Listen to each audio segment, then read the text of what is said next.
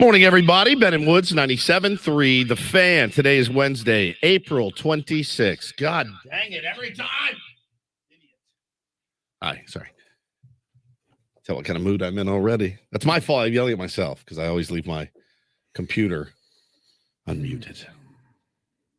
We definitely will be unmuted today. We've got, I think there's a little heat to be brought, certainly at this point, but nothing to completely panic about. People don't want to hear that. That's okay. That's fine. No one's forcing you to listen or watch the game tonight. I get about a dozen DMs, and Woodsy, I'm done. I'm not watching anymore. All right. I'll be there today to watch the game. I can't wait, personally. That's why I love the game of baseball. There's always tomorrow. And today is, in fact, tomorrow. Does that make sense to you guys? I'm Woodsy. That's Paul Ryle. He's our executive producer. Good morning, Paulie. Good morning. Good to see you. Good to see you. All right. Benjamin Higgins, our Secretary of Homeland Exploration, is here. Good morning, Benjamin. Good morning, everybody. I'll try to bring some perspective to Padres fans this morning. I probably won't. Yeah, I know. I'm probably not going to do the big perspective glass half full thing. Just I'm not saying a glass half full. Because the glass is like the glass an inch is only full. a quarter full. No, right? not even a quarter full. It's an inch full. We're below the Mendoza line. It's an inch full. I can give you maybe a third of a cup. All right, third I can maybe I don't know that it's half full, but I'm not going to say that the glass is empty at this moment. There are some reasons to not be so discouraged by your San Diego Padres. Sure. No, I agree with that. I mean, the number one reason for me, God, this is not foreplay. The number one reason for me is that I love this team and I still very much expect them to have a good season. And I love baseball. You see what shirt I wore today? This was planned. This is my Sarah Lang's Baseball is the Best shirt. We had Sarah on last week. Sarah, who is battling ALS, Lou Gehrig's disease, one of the worst diseases a human being could be saddled with. And her spirit, her attitude is way better than mine, and it's way better than the majority of people I know. And she has the weight of the world on her shoulders, and she's able to smile through it all. I wore this shirt because it was for me.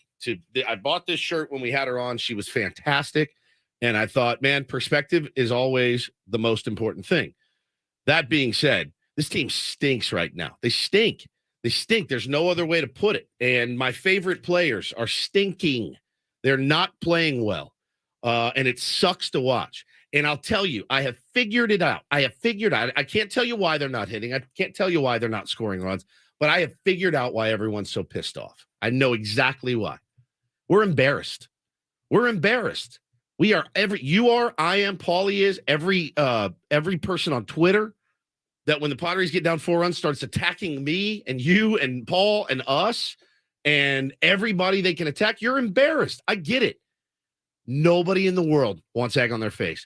My wife and we got in a fight recently, and I told her my number one thing in life, my number one thing that you can't do to me or I will shut down is embarrass me. That's it. Like anything else. You can call me a load. You can call me a slob. You can say I don't pull my weight around the house. Don't embarrass me.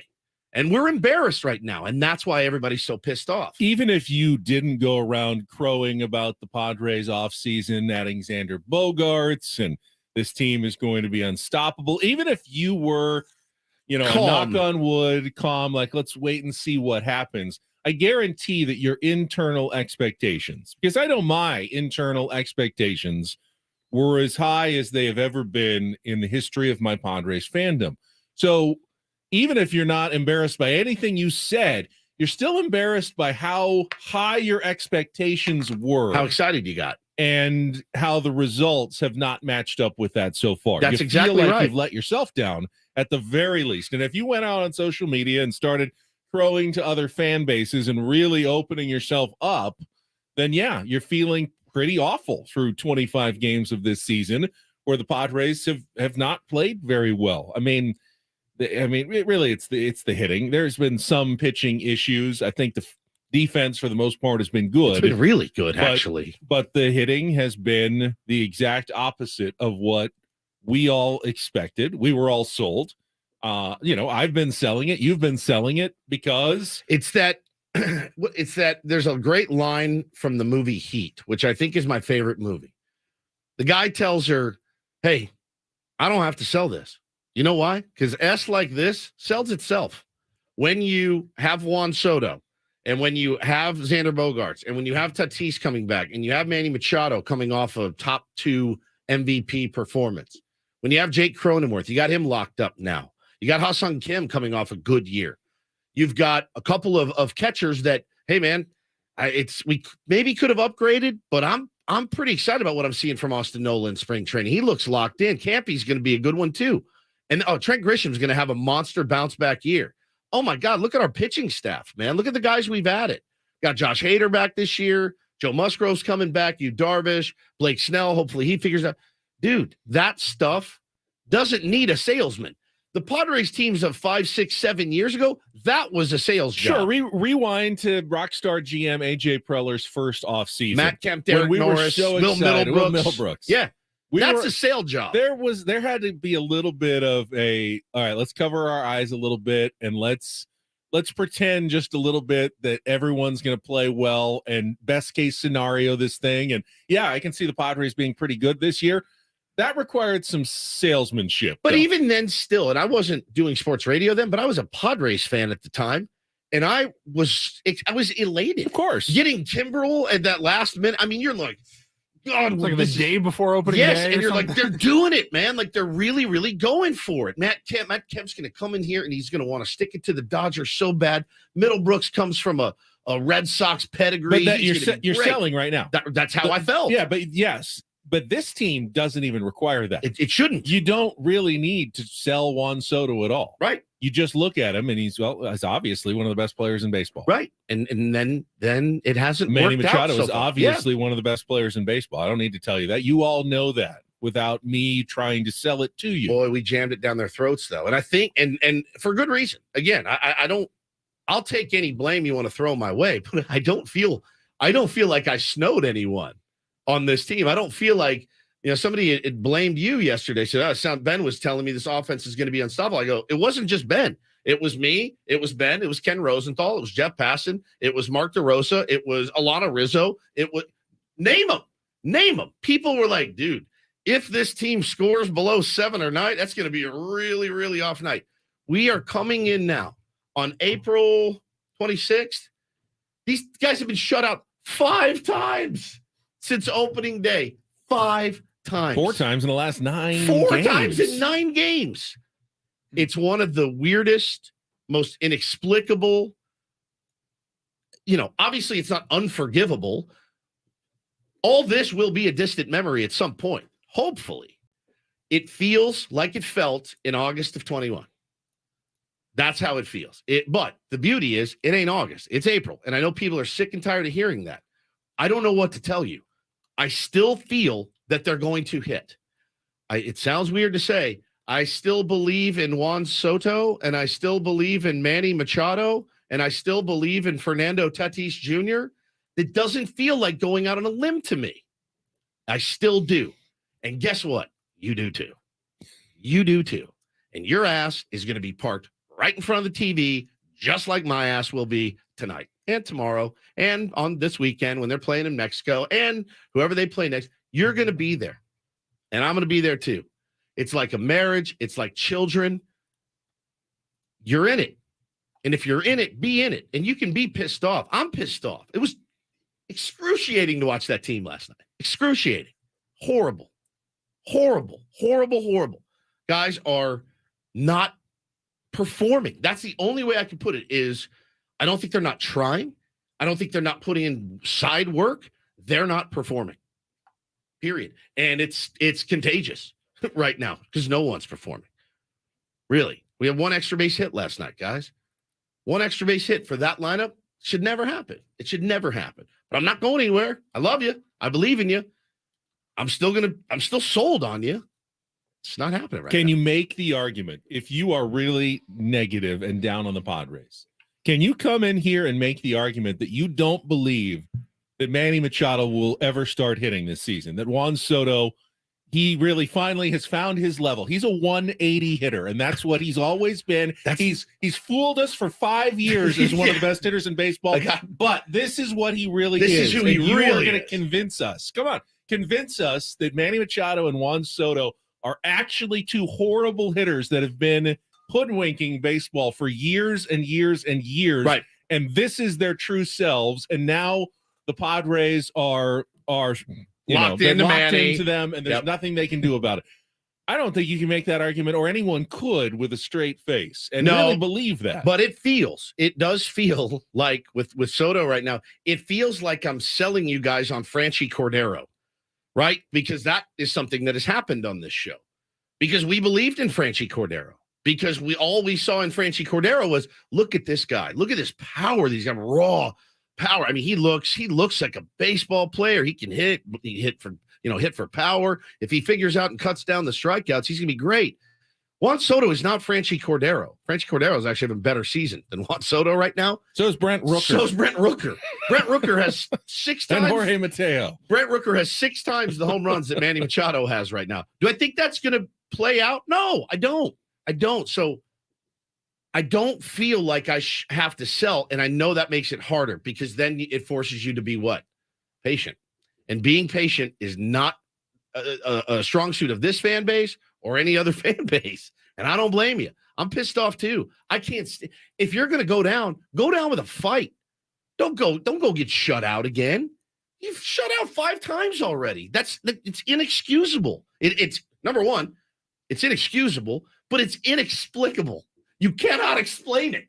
It's beyond science how these guys cannot string together enough to get 1 run in these 5 games. 1. I swear to God, last night I was like, please, Toddy, just hit a ball in the gap. Let's get on the board. Because to do the same show 5 days into the season already, like we've done, this is the 5th shutout show. We've had to come in here and go, juggling, spinning plates. It's absurd. It's absurd. So I understand your frustration. If you can't tell, I'm very frustrated too. But it's like my marriage, like my kids. I'm not going anywhere. I'll be here today, ready to go, rooting my ass off for this team because, like of the moron that I am, it's my worst quality and it's my best quality. I'm stubborn and I'm bullish, and I am bullish on this team. This team will make the playoffs. Okay, this team could very well still win the West. We've seen the worst of this team in the first 3 weeks, and they're still hanging around the top. So I know it doesn't sound like I'm trying to calm people down, but that's kind of what I'm doing. It's one thing if they were 12 games under 500. And correct. It wouldn't even be over at that point. You'd say, hey, this team just needs to go on a nice run, have a good month, a month and a half or so. They could have 4 good days, and we'd be saying, okay, they're fine. We're good. Padres are on a winning streak. By this time next week, everything could look fantastic. If that's ever the case with your baseball team, then nothing really has gone wrong yet. If you can say in 1 week everything could be fine, then there's nothing that's gone wrong at this point yet. It's simply early. Conversely, they could lose the next 5 in a row and still win the thing. It's still not over at that point. I mean, there's nothing that they're going to win or lose here in April. They've gotten off to a slow start, and we're all disappointed. That was not foreplay. I looked yesterday for more game shows that offered hand relief, and I couldn't find any. So what did you want me to do? What would it be? Another one? Wheel of Fortune. Have to be very short words. I like to buy vowel. Hey. Can I solve the puzzle, Willie Nelson? Oh, thank God. I did it. Whew. I looked. I didn't see anything. So I don't know. I tried. No whammy, no whammy, no whammy, no whammy, no stop. Oh, God. I'm out. That's it for me. I really did. I tried. But, yeah, I just going with my gut feeling this morning. Maybe that's how we make the Incorporator more difficult for Jesse. Jesse, can we get a meeting real quick? Because you're really this is too easy. So I'm going to suggest you're going to hear a knock. Tony Gwynn Jr. is the real loser in this scenario. Tony doesn't have to do it. This isn't his fault. You're going to hear a knock at the door. Dave Marcus, actually, he's in the room, so he can handle that. Well, we've devolved as usual here on Ben and Woods. You wanted foreplay, there you go. Yeah, you wanted foreplay. There it is. I love you guys. I'm sorry that they're not playing well. It's my fault, and it's Ben's fault, and Paul's fault. Speaking of the Incorporator, Jesse went late last night. I heard it live, actually, getting the word quidnunc into the Quid nunc. broadcast. It's not been fun. This is the second straight time I think that the Padres have been down and out, and Jesse still needs to get the Incorporator in on a Tuesday. It's more fun when they're it's like rolling. He's like waiting for them to, I don't know, score a run or get a hit. Someone can smile about this game, and I'll get a funny vocabulary word in at some point. It's not as fun when the Padres haven't scored. I'd have to go back and look. I think last week were we getting no hit through like 5. I think that was the no hit game. Tuesdays have been tough. I texted him last night and I go, how cold was it? He goes, my teeth were chattering throughout the broadcast. He goes, towards the end of the game, I just pretty much stopped describing things altogether. So he was just like, ball one. Too cold. 30 seconds go by. He's like, there's a strike on the outside corner. And he's turning off his mic and going, yeah, he said it was miserable. I mean, miserable in there. Don and Mud. They That's were all dying. they talked about. They were dying last night. After one inning, I go, oh, we're gonna get 3 hours of them just complaining about the cold. And then you got to sit through that. It makes it even if they're busting out for 14 runs, you're feeling much warmer. They did not. It's an Adam Jones Wednesday. Our friend and baseball all-star will join us at 7:35 this morning. We think he's on his way to Mexico City this week, right? He is. I think so, yeah. He's going to be at the games this weekend, Padres, Giants in Mexico City. So we'll preview what's coming up for the Padres there. And baseball writer Joe Sheen, who we had on a couple of months ago. So good, real man. Smart guy. He's got some stuff on the Oakland A's that he's been writing about lately. The strength of schedule and the impact, how that is going, not just the Padres and other teams early in the season from his newsletter. Talk to him at 8:35 and all of our regular features here on a Wednesday, trying to just shake that loss and get into a better headspace this morning. We can always do that with our daily Diddy. Woods, the selection, bands and artists that have a number in their name. We'll see what Woods picks when we come back, getting things started. Welcome, everybody. The ceremony has begun on Ben and Woods. We'll be back after a check of traffic here on 97.3 The Fan.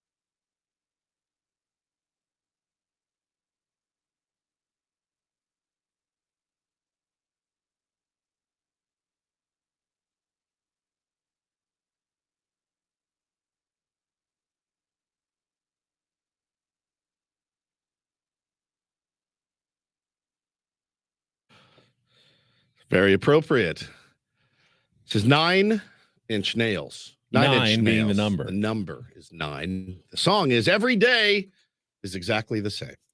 And that is. I see what you did there. And it worked out perfectly. Just as perfect as a Diddy could play out. It did. Had the Padres won 6-2 last night, I would have played. I would have Diddy? played Terrible Lie or Closer, but today, or I was gonna play Hurt today, but That song's a lot. It's a lot. It's out there with my favorite songs in the world, but it's a lot to listen to, and it says the S word in it. I wear this crown of S upon my liar's chair. It's exactly what Ben and I are doing here. We are wearing our crown of S on our liar's chairs. We have sold this entire city on this team, and now it's blowing up in our face. We really pulled a fast one, We did. everybody. We really did. We got you guys all now, believing. finally, you can hear our honest opinion. We knew this team would we be knew. rubbish the entire time. We knew. We were saying off the There air. was never any chance that the No. Padres would be any good this season, and now we're No. finally all realizing it. Yeah. You know, reality kind of bites in this situation. That's just not true. No. So, let's get to the Incorporator, and then we'll get into yesterday's game, some of the details. It wasn't. I mean, it was negative, but it wasn't all negative. There were a couple of things I liked about last night's game. Actually, I'm racking my brain. We'll get to it in just a second. Xander Bogaerts, pretty good. First, though, Good defense. Yeah, good defense yet again. good defense. Specifically Fernando Tatis Jr. Some things I liked there, and you probably did as well. But first, our Incorporator, our weekly game with the voice of the Padres, Jesse Agler, gets a vocabulary word. Sounds crazy. He's got to work it into the broadcast at some point. Do we have the setup, Paulie? All right, from yesterday's Jesse appearance. But your word today for the Incorporator is quidnunk. Quidnunk. QUIDNUNC. A person who is eager to know the latest news and gossip. A quidnunk. Oh, I'm a quidnunk. okay. Yeah, you are a quidnunk over there. Definitely a Yeah, quidnunk. Woods is a big Quidnunk. Big, giant quidnunk. All right, so Jesse, I think, understandably, was hoping for something good to happen for the Padres during the game, and then in a lighthearted moment, he could work quidnunk in. They get to the bottom of the 8th inning. It is now 2-0, then it's 3-0, and the bases are loaded, and he's running out of time to get this in. There's a pitching change. Yeah. He came back from commercial break. It's getting late in the night in Chicago, and he's just got to do it at some point. So here it is. Here's the 1-0 pitch from the lefty, and Horner takes a fastball on the inside corner for a ball, 2-0. This man. If there's one thing that can turn a ball player into a quidnunk, it is a discussion about umpires. And tonight, lots to discuss. That is 2-0 pitch great. is at the top of the zone. That's generous. 2-1. That umpire was terrible, by the way, just as an aside. That is really good, though. A guy that wants to know the gossip about an umpire. Yeah. Because I'm He sure, crushed it. I promise you, there are texts that go around from big leaguers like, hey, if you guys get Eddings, just watch out. He's on one lately, and he's calling it low and out, and you better be ready to hack. That's really good. He's great. I think Sammy did say it well on the post-game show last night. I was listening to some of it. He said, the umpire wasn't good. Wasn't at all why the Padres lost that game. And it really hasn't been all season. I mean, the umpiring is, it's always a little bit suspect, but not even close to why they lost. Not even close. No, that's it's a completely irrelevant part of the discussion of last night's I'd game. say it's almost rarely the umpire's Correct. fault. Yeah. I mean, unless it's if ever. you ring, it's bases loaded. I thought there's a couple plays in the playoffs that were like, holy crap! Like the Grisham, did he go? Did he not? That Right. was unbelievable. But like when it gets down to a regular season game in April and it's a pitch that's But just like you could point out a bad call, you could point out, we did leave runners stranded in the 3rd inning. Maybe we had a base hit there, and it doesn't even matter. 0 for 8 with whatever. with run, 8 men left on or 10 men left on, whatever It's it was so last easy night. to blame the umpires, though. I do it every day. Lord umpire blamer. I haven't even really blamed the umpires this year. They've been terrible, but they're always terrible. So I don't know what to tell you. Like, that's not going to change. You better be ready to hit when you're up there. And we are not doing that. No, which means very few Padres highlights in our wrap-up, which is coming up next. Although I do have some post-game comments that might infuriate you. Me? Yeah, you and everybody else out there. All right. So we'll get to that coming up next with Ben and Woods. I Stick like around that. on San Diego's #1 sports station, 97.3 The Fan.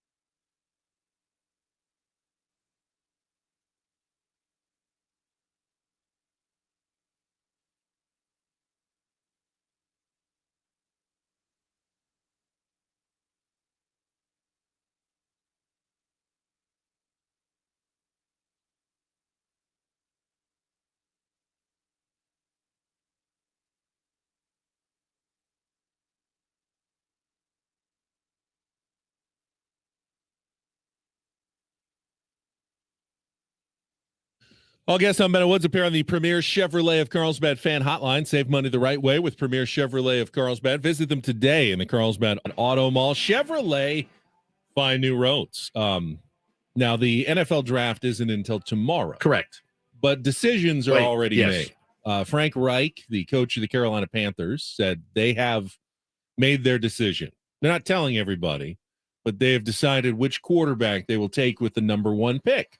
It'll still take them all, is it 5 minutes? 15 minutes. 15 yeah, in the NFL? they'll use it all. God, they will use 14 and a half minutes, and then finally we will see it. The pick is in. They'll get calls. They'll get calls up last minute calls. Let us trade, trade up. Is that trade really true? I mean, if you don't have the framework of something going on already, are you really going to convince a GM in the last 3 minutes? What better time to do it?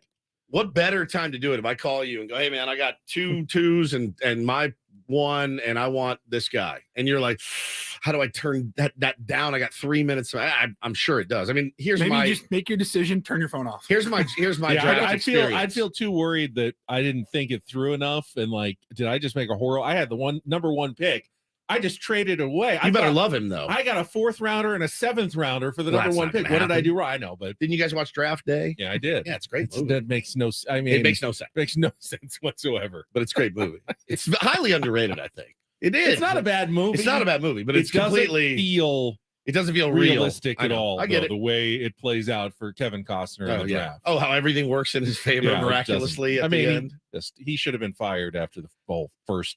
It was a debacle, fiasco. But the thing is, if you have the number 1 pick, you better be in love with that pick, right? That's why. Like, you better be like next year. Whoever has the number 1 pick, something tells me they're going to be in love with that pick because it's going to be Caleb Williams from USC. That's who our teams are going to be actually tanking for. It's going to be tanked for Caleb this season. So you got to have to watch that. So if you get the number 1 next year, you're like, unless he falls off a cliff, which we've seen it here in baseball. Unless he falls off a cliff, that's going to be your number 1 overall. And that's a pick where you're like, don't need the 15 minutes. We'll take Caleb Williams at 1 here in whoever gets the first pick. So I just bring it up, though, just like the Carolina Panthers. Ben's mock the draft is actually already complete. Oh, thank God. I have all my top 10 selections ready to go. I can't wait. And now it's simply waiting for the appointed time tomorrow, 7 o'clock, when we will reveal all. Yeah, 7:30 tomorrow. Let's do it. So that's tomorrow.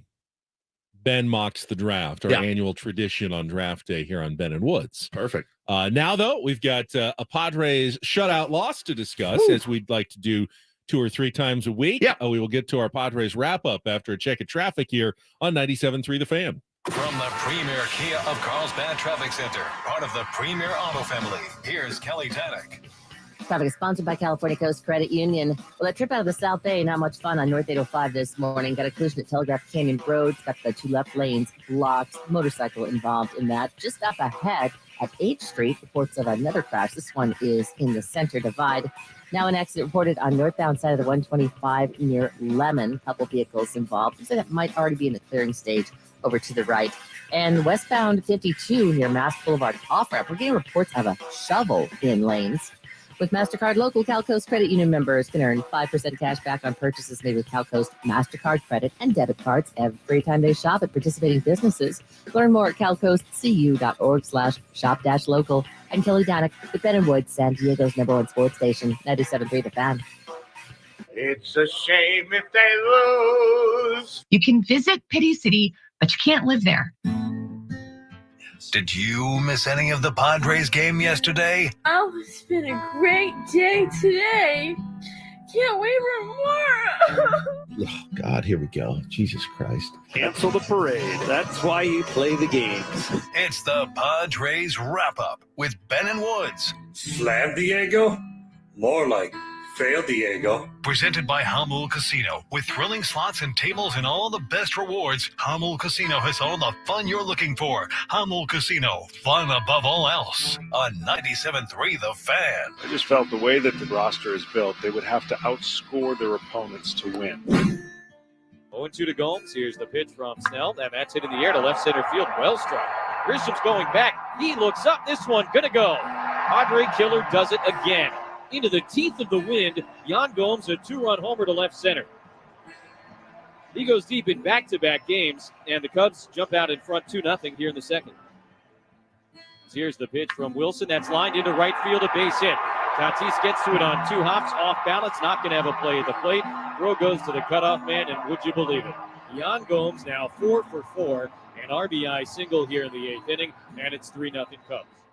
2 balls and a strike to Horner. The pitch from Kerr hit hard and fair up the left field line, headed towards the corner. Mancini has scored. Gomes is on his way. Velasquez is being waved. All 3 runs have scored. Horner into third, standing with a bases clearing triple, and it's 6-0 here in the 8th. Yeah, I think Velo's picking up a little bit. Looks like he's got a little more life on the fastball. The 5 walks are what got him out of the game after 5 innings. So he had to throw over 100 pitches to do it. So Times needs to locate a little better. I mean, we can invent an adjective at this point. Snellian. Yeah, I've said it a few times this year. It's a Snellian performance. Is exactly what we saw last night. He was, dominant in his stuff at times, but not enough control to get deep into the game. He gets so many swings and misses that every count seems to run to 3-2. I think there was a point in the game where 6 out of the first 8 batters or something all went to a full count. So you knew at that point, he's not going to be here past the 5th inning, probably. It's going to be another one of those Blake Snell games, but ultimately was able to dodge every bit of trouble except one swing off the bat of Yan Gomes, which I didn't even think was one of his worst pitches. It was a breaking ball. It was kind of lower and outside, and I have no idea how Yan Gomes pulled that ball into the teeth of a 40-degree Wrigley Field wind to get it out, but he did. A good swing. That guy kills the Padres, kills them not just last night, but every time it seemingly they face him, and he went 4 for 4.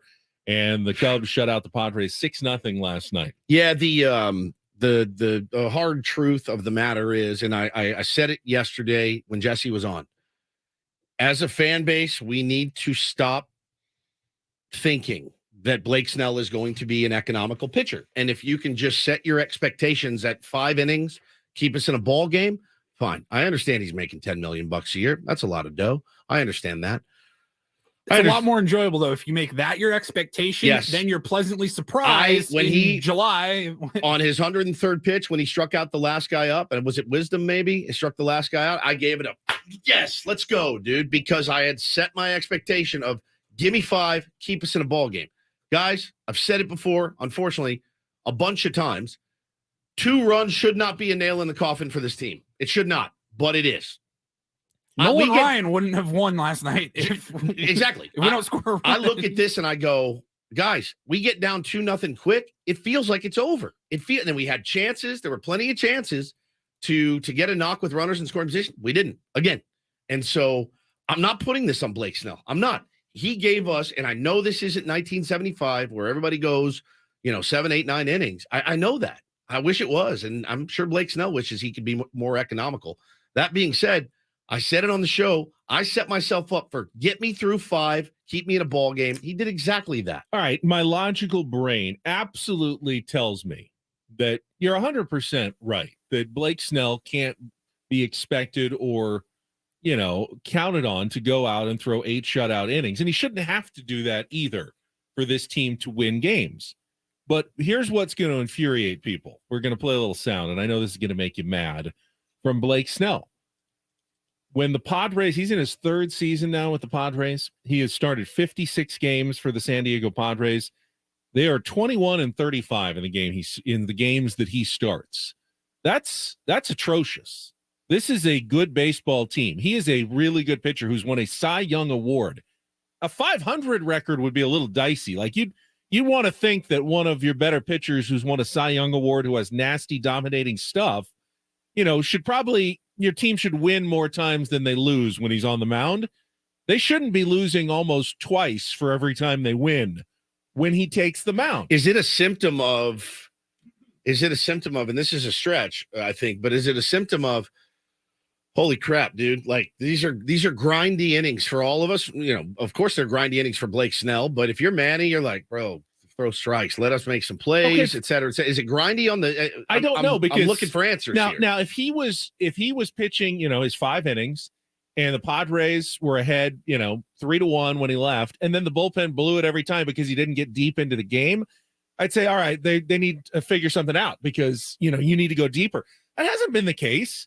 They're not blowing big Blake Snell leads because he leaves the game too early and then the bullpen coughs it up. They're behind in these games when he leaves already. They're not performing well in games that Blake Snell pitches. Yeah, you're right. They don't perform well in games that he throws. And it's not just the last 4 starts. He's 0-4 this year. But this is now a third season kind of thing. When you look at that record, 21-35 in his 56 starts, you're starting to go, what's going on that's deeper here? Because it's not just that he doesn't go deep into the games. I can't really recall a ton of times that Blake Snell, well, he was up 4-0, but he only pitched 5, and then the bullpen came and blew it. Padres bullpens don't come in and blow those leads very often. They've had good bullpens the last few years. Darvish got shut out 1-0, this year, and it's an offensive problem. That's what it is. Let's hear from Blake Snell. I know you think this is going to make me mad. I know there's some Padres fans who are not going to like to hear this, and you're probably one of them. Blake, how would you describe the night? It looked like you had some good stuff. You made some good pitches when you needed to, but the walks was the biggest issue. Yeah, walks by far. I feel good. I feel like now I believe where I'm at. I like where I'm at. The walks is what's hurting me. So clean that up, and then allow me to go deeper into ball games, and yeah, I'll be fine from there. Pitching wise, I'm making the right pitches. It's the walks that are hurting because the hits that they're getting. They got a home run from Gomes. I like the pitch, so good job on him. Good piece of hitting. Outside of that, they didn't really do much with the hits. A bunch of singles, 3 of them. So, the walks is what's hurting me. It's running the pitch count up. It's letting them see way too many pitches. So with that said, I'm really happy though with how I feel with the ball coming out. 5 walks isn't going to show that the way that I feel, and over time, what I'll do moving forward, I'm excited for what I'll be able to show in that time. Are the walks mostly fastball command issues, or is it just it can vary? Sometimes I think varies, but I think fastball is mainly the reason. I'll watch the game. I think that's like the biggest thing is once I walk through the game, see what I'm thinking, what I'm doing. But the fastball is closer than what it was my last start, so I'm happy with that. I don't have balls that are like a foot away from the zone to where I really like. I'm missing arm side up, which I really like. I can make that adjustment, and I'll do that and continue to get better. So I really like where I'm at. Obviously, the walks and the result is frustrating, but looking at the long season and where I'm at right now and moving forward, I'm really excited about what I'll be able to do to help the team win.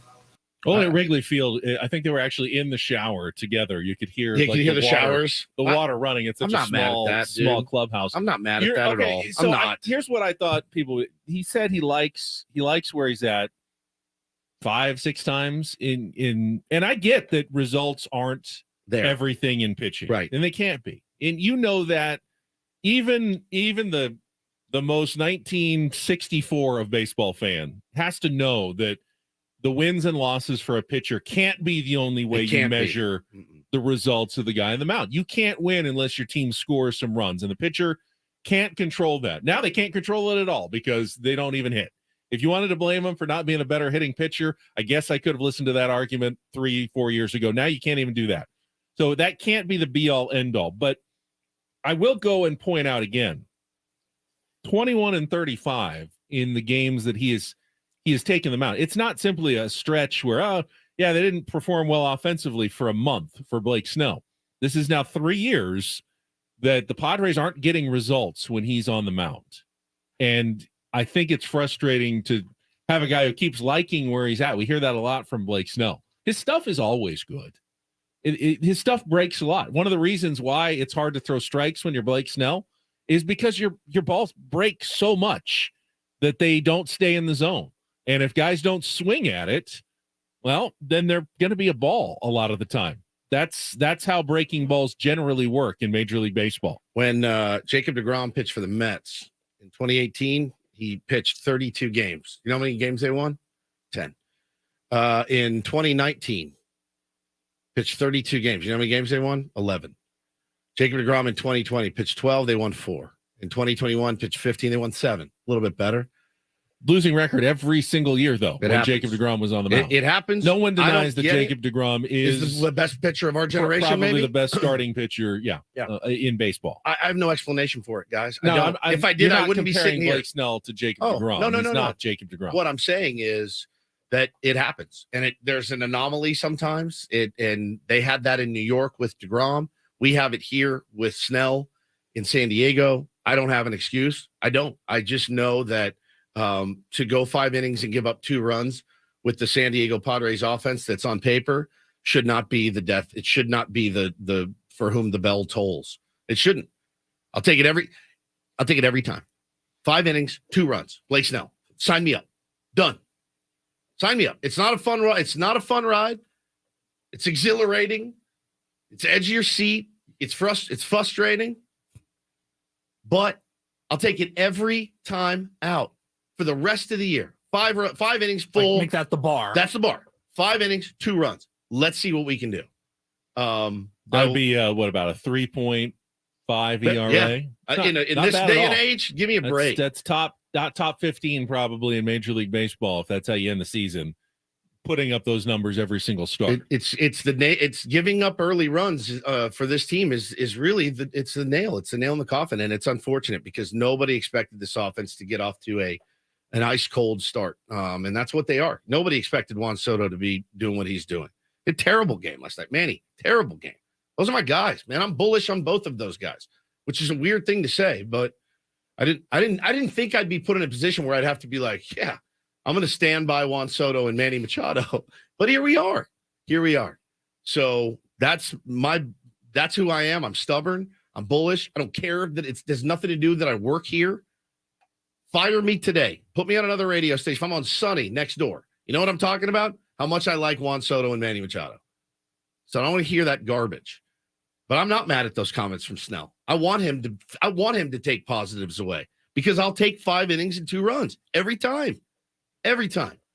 I expect more from Joe. I expect more from you. Not you Darvish. I expect more from them. Why? Because they're capable of it, right? I'm not going to ask this guy to be anything more than that. Going to say one thing that I did like. I told you I'd point out a couple of things. I really have been impressed by Ryan Weathers this year. Absolutely. Starting, now relieving. Absolutely. Coming in, and what a change I feel like we've seen in that young man. He had a 1-inning, 10-pitch effort that looked really good. Some other things I like, and then Juan Soto looks lost. We're going to hear from our guest Adam Jones, actually, about Juan Soto coming up next.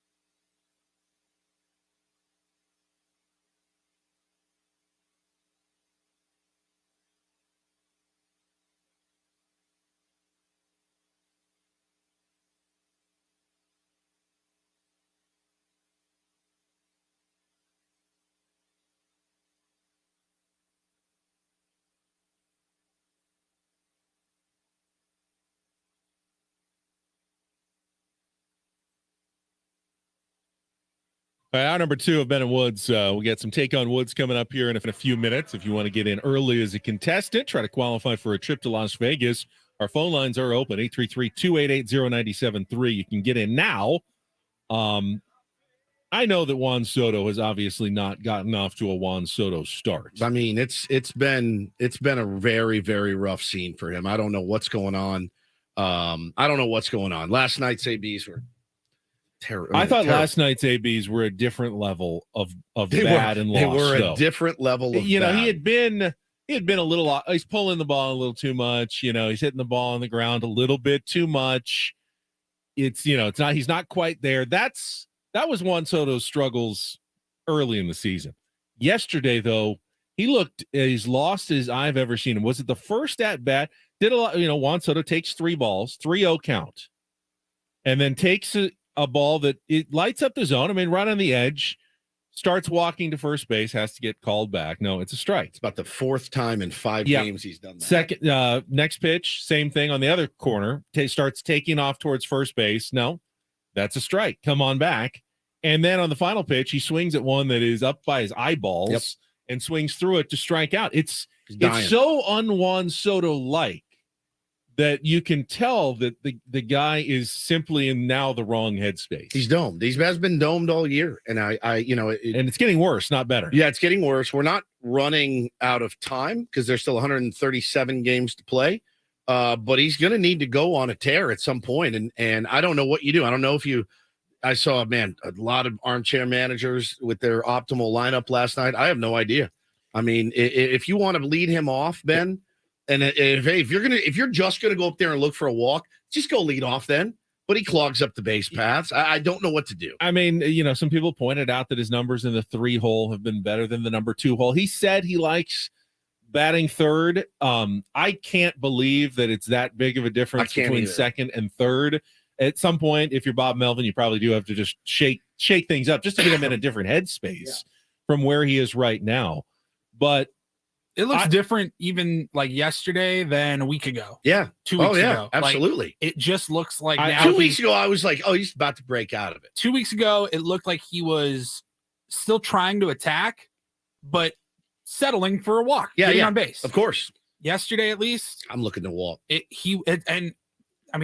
we have the audio? Should we play it here? Yeah, we're gonna play it here before Adam actually comes on. But we haven't played at that level, but I know in high school baseball, if I was struggling, I'd just go up there and look to walk. I suggested on Twitter that maybe the day off today for Juan Soto. They got another lefty, Drew Smiley, pitching today. And everyone said. Well, he just had the day off. Yeah, but and I'm not saying that that's going to fix everything. You're right, though, but man. When you look as lost as you look in a game like that, I wonder if yesterday could have been a day off. 2 days. It could have been. I actually would have agreed with that. A 2 day in a row full reset. 48 hours. Might have traveling. A better idea. Let him hit Thumb or Smiley instead of Steele, who's throws pretty well.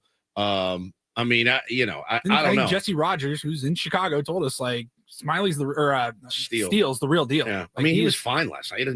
He was fine. He didn't blow me away. He's friggin' hittable. It's not Steve Carlton. This lineup. No other teams have hit him either. Right. I mean, it's not just the Padres. I get it. 4-0, and he's pretty dominant. I mean, it's 1 point something ERA. He's been fantastic. He's been fine. He was fine. Last night he was fine, but he walked a bunch of guys. We just didn't hit. That's the deal. We're just not hitting. Nobody's hitting. So what does it look like to a couple of former Major League Baseball players? We will have Adam Jones live at the bottom of the hour, but we thought we'd play these comments beforehand so we can talk to him about it. Adam, on his podcast with AJ Przinsky, Foul Territory, discussing the struggles of Juan Soto, and we thought this was kind of interesting. Can someone tell Juan Soto that walks? I mean, I get it. He's a walker, but swing the bat. He gets 3-1. They throw a heater right down the middle, and he goes, Przinsky. He goes to first, and then he does a little shuffle. You're like, dude, that's the one you got to put in the stands. That's the one you up that slug, up the homer total. Instead, then he gets 3-2 and they'll break him on. He takes it. It's this far low with the runner on third and 1 out. And he walks to first like he just hit a game-winning home run. Like, dude, swing the bat. That was always the thing against Votto. It was instead of Votto had opportunities to get 120 RBIs, but to hit 300 plus and have 430 on base percentage, he sacrificed that. He sacrificed the RBI and posed to you got other guys, me, AJ, you too. Hey, first pitch, breaking ball, man on third base, infield back. I'm rolling over on this. Take this ground ball up the middle. Give me this steak. I'm out. I ain't got to run the bases. But I don't know, man. He's an on-base machine. But it's like thing. If you're an on-base machine and you don't steal bases, what the hell are you? You're a big ass ATM running the bases. That's what he is. Big ass ATM running the bases. Okay, so 3-1, let it eat. It's okay to hit for him in this lineup. It is perfectly okay for him to hit 270 instead of 320. It's perfectly okay for that. He ain't gonna hit 320. He's not. He's just not this year. But he's not. I don't think he is. But it's okay to hit 250.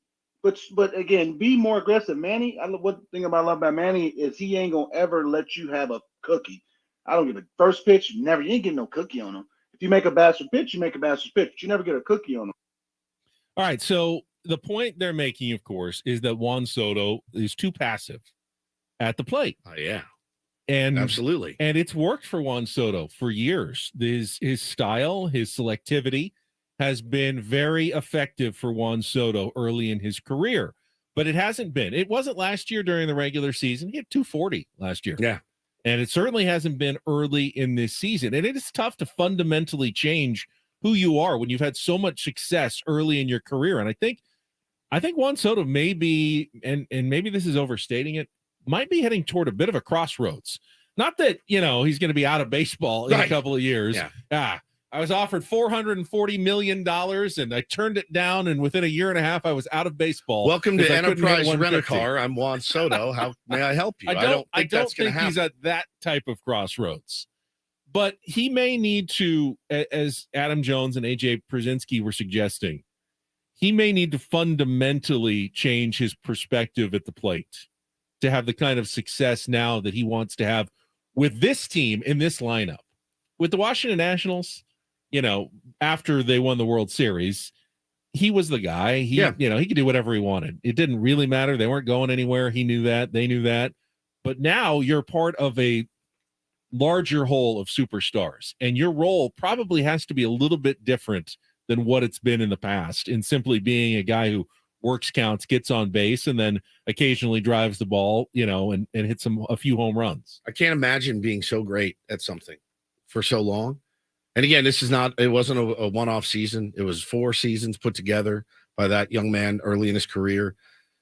3 or 4, which is a lot. It's a lot of baseball. I can't imagine being so great at something and then the next day it just stops. It just stops. I don't know what that's like to go through. I hate it for him. I want him to do well. We need him to do well. I'm firmly in his corner. I firmly believe he will hit and can help us win. It's just not happening. I mean, he did in the World Baseball Classic. He did. He mashed. He did against major league pitchers for the most part. Yep. He was good in the playoffs last year. So a lot of it's not like he doesn't have it anymore, and it's over for Juan Soto. Yeah, he's not like old and falling apart. I mean, that's hardly the case. The guy should be in his prime right now. It's frustrating, man. I get it. And I see a lot online about the Padres' lack of hitting coach. That was a big topic last night. And look, when you get shut out 5 times in 15 days, their people are going to be looking to point fingers. Certainly.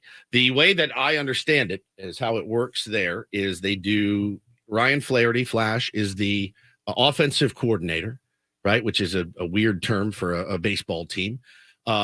And then Scott Coolbaugh was basically traded for Michael Berdar, who's now with the Tigers, who are right next to us, I believe, in hitting acumen. They're hitting 216. The Padres we're hitting 214, so yeah. Really fair trade there.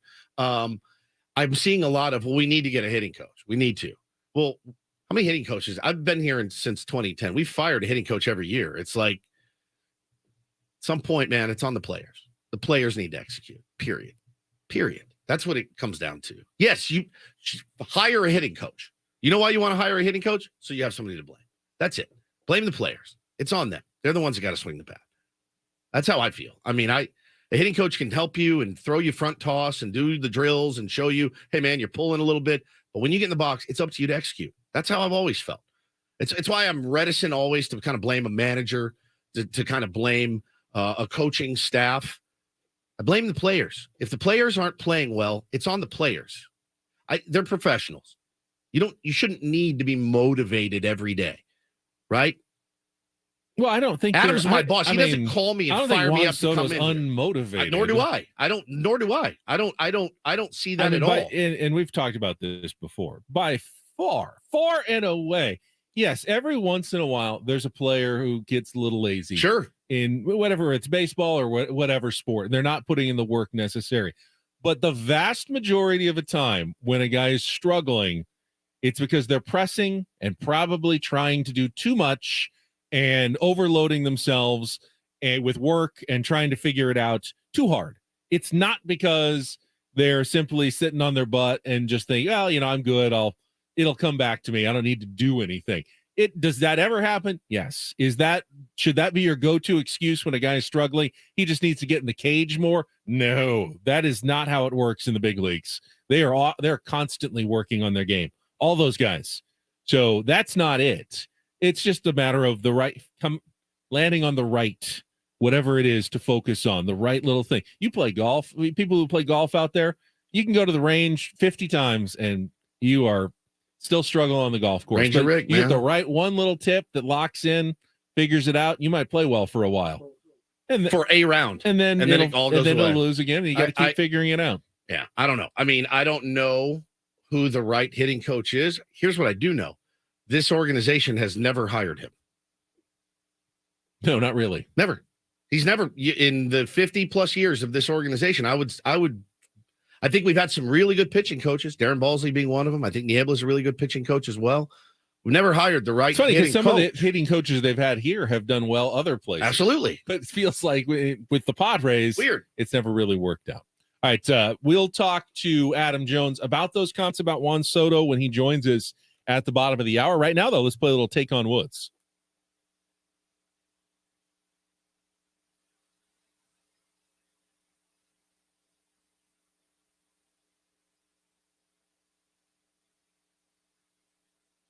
All right, let's welcome Mike into the program. Mike, good morning. Good morning. Mike, you know our game, right?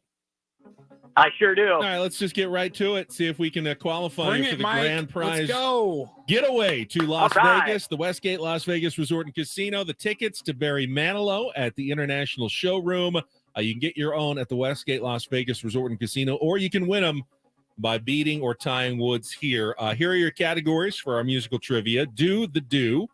Songs that have like do, or do in the title. Smoke show. Songs and musical questions that revolve around the word smoke, and on. 5 song titles that end in the word on. So do the do, smoke show, or on and on. Mike, what would you like to play? I'm going to go with a smoke show. Smoke show. All right. Musical questions and answers revolving around the word smoke. 60 seconds on the clock. First question is our 2-second song. Paulie will play the clip. You need to give me both the title and the artist. And remember, everything kind of revolves around the word smoke in the category today. Pass if you don't know an answer. We'll come back to it if there's time left on the clock. You ready to play, Mike? Yes, sir. All right, here we go. 60 seconds on the clock. Category smoke show. Your time begins when Paul plays the music. Good luck, Mike. Let's take on Woods.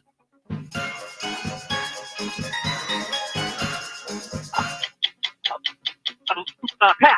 What band teamed with Coldplay to release the hit Something Just Like This in 2017?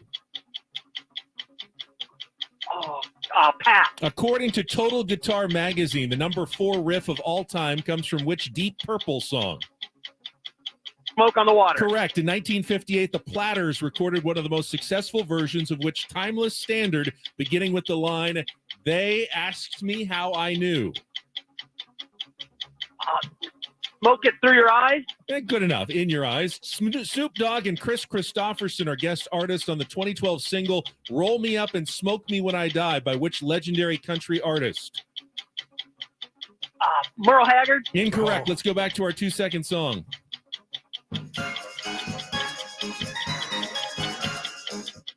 Round and Round. Smokey Robinson. Oh, it is Smokey Robinson, but not Round and Round. Which band team with Coldplay to release the hit? Oh, all right. You got 2 of the 5. Yeah, it is. It was Tears of a Clown by Smokey Robinson and the Miracles. The Coldplay team up was with the Chainsmokers. You got Smoke on the Water. Smoke gets in your eyes, not through your eyes, and then Willie Nelson was singing with Snoop Dogg and Chris I Christopherson. just played that for my Diddy with unlikely collaboration. That's right. Roll me up and smoke me when I die. So we got 2 there. We'll see how Woodsy does. Let's bring him back in for the same 5 questions in the same 60 seconds. All right, Mike's score is locked in. Woods getting his headphones on. Paul resetting our 2-second song. Your time begins when Paul plays the music. Good luck, Woods. Let's take on Mike. Tears of a Clown, Smokey Robinson. Correct. Which band teamed with Coldplay to release the hit Something Just Like This in 2017? Pass. According to Total Guitar Magazine, the number 4 riff of all time comes from which Deep Purple song? Smoke on the Water. Correct. In 1958, the Platters recorded one of the most successful versions of which timeless standard, beginning with the line, "They asked me how I knew." I truly love you. Smoke Gets in Your Eyes. Correct. Snoop Dogg and Chris Christopherson are guest artists on the 2012 single "Roll Me Up and Smoke Me When I Die" by which legendary country artist? Roll Me Up and Smoke Me When I Die. Willie Nelson? Correct. Which band teamed with Coldplay to release the hit Something Just Like This in 2017? Something Smoke? Pop Smoke. Not Pop Smoke, but you did get 4 right, which is a win, 4-2.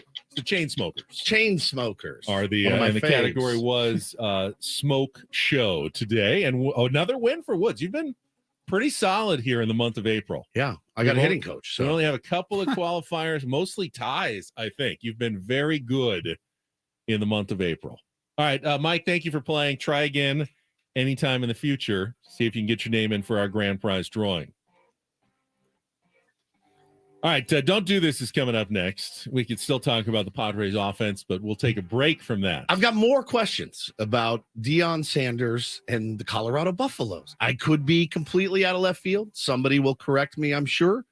But another thing came out yesterday and made me go, huh, is this always how it works? And I've got the craziest policy I've ever seen at a golf course before. For Don't Do This. That is next with Ben and Woods on San Diego's #1 sports station. Let's check traffic right now on 97.3 The Fan.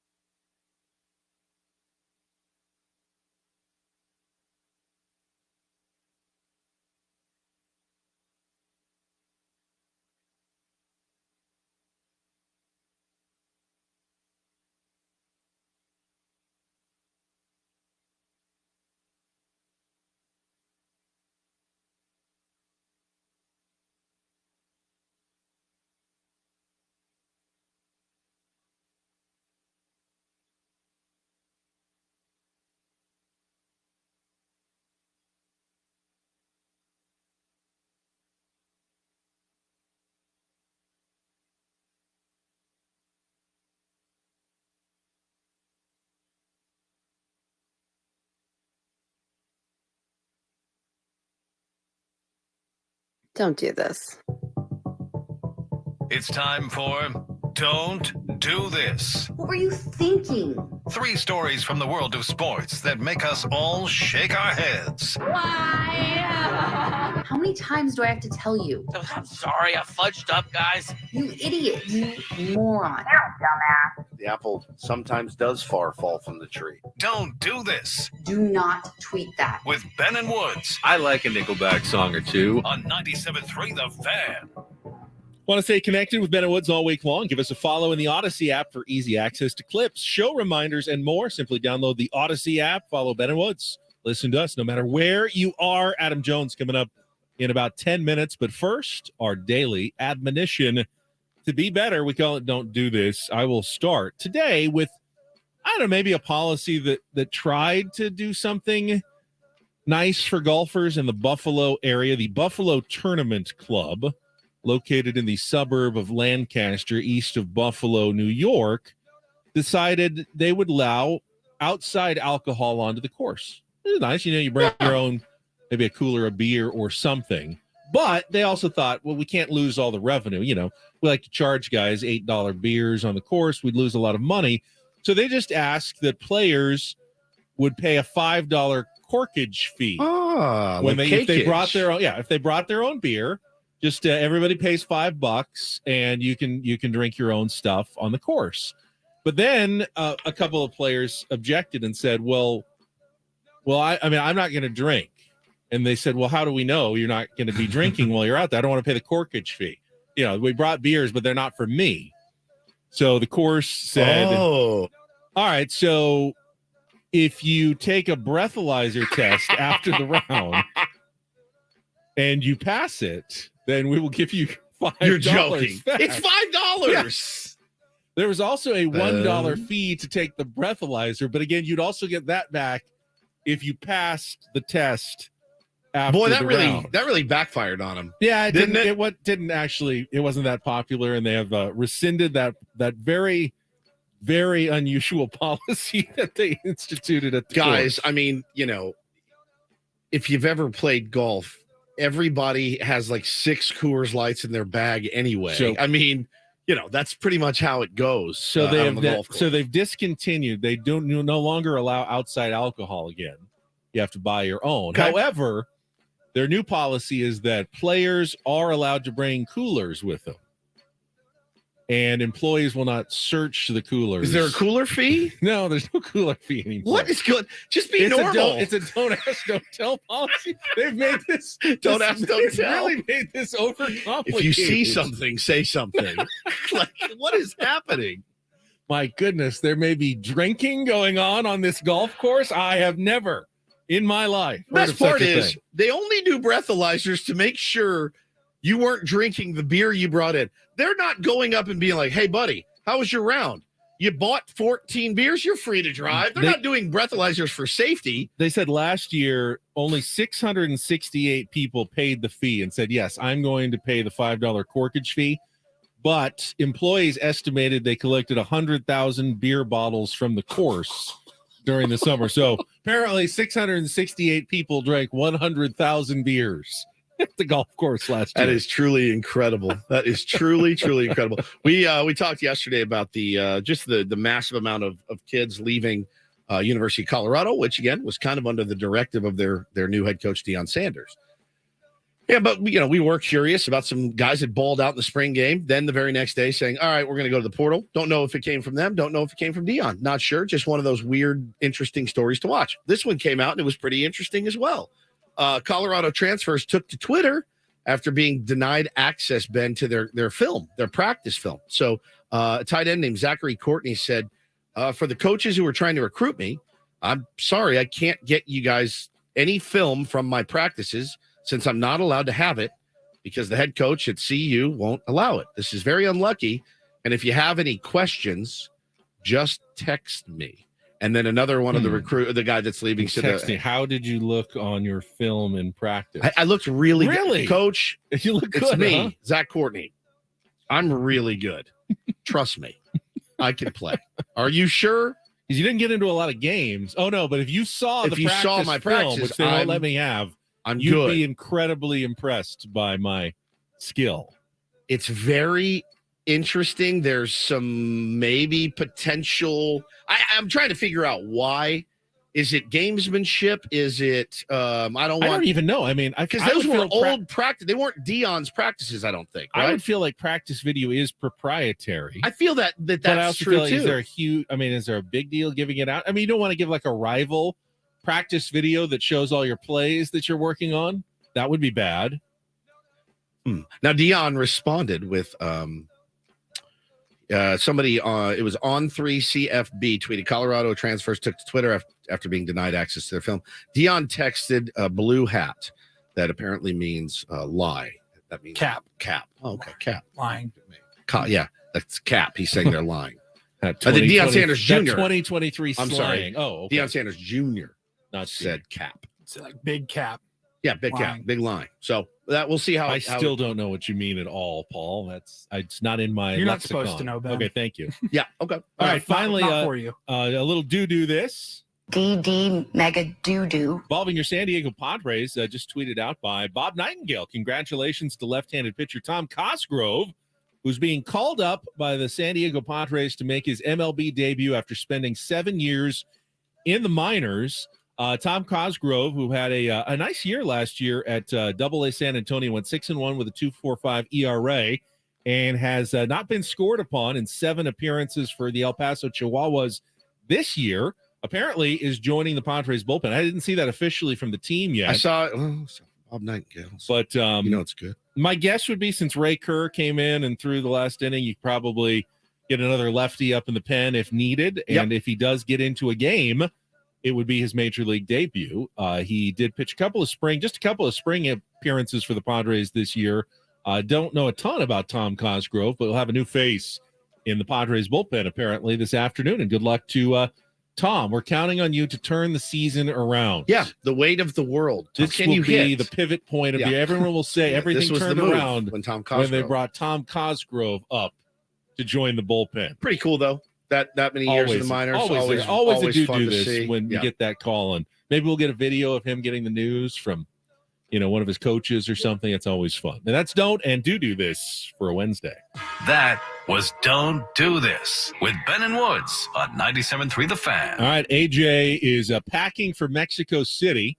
Going to make the long flight from Barcelona to Mexico City to cover the Padres Giants series, or just be there for the Padres Giants series. I'm sure he'll be representing Major League Baseball in some capacity while he's down there. But before that, he's going to join us. We'll talk about those comments about Juan Soto's struggles, being too selective, not aggressive enough at the plate, with our weekly Adam Jones appearance next on 97.3 The Fan.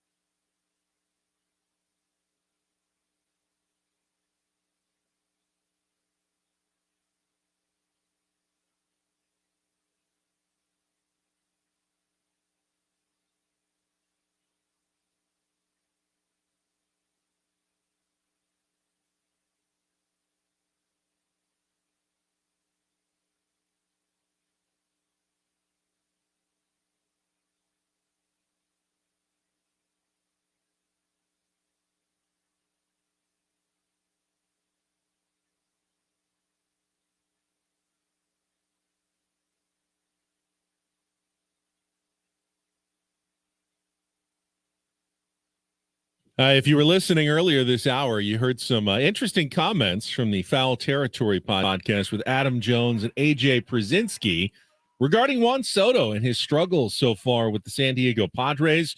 We've got AJ on the line, Adam Jones, that is, and we will discuss it with him right after this check of traffic on 97.3 The Fan. From the premier Kia of Carlsbad Traffic Center, part of the Premier Auto family, here's Kelly Tannick. Well, some relief out of the South Bay northbound side of the 805 Telegraph Canyon. They cleared that motorcycle accident out of the two left lanes, but we are seeing quite a bit of leftover slowing. Eastbound 56, a crash right at the southbound 15 connector. Car and pickup truck, they are over to the right shoulder. I'm Kelly Tannick with Ben & Woods, San Diego's #1 sports station, 97.3 The Fan.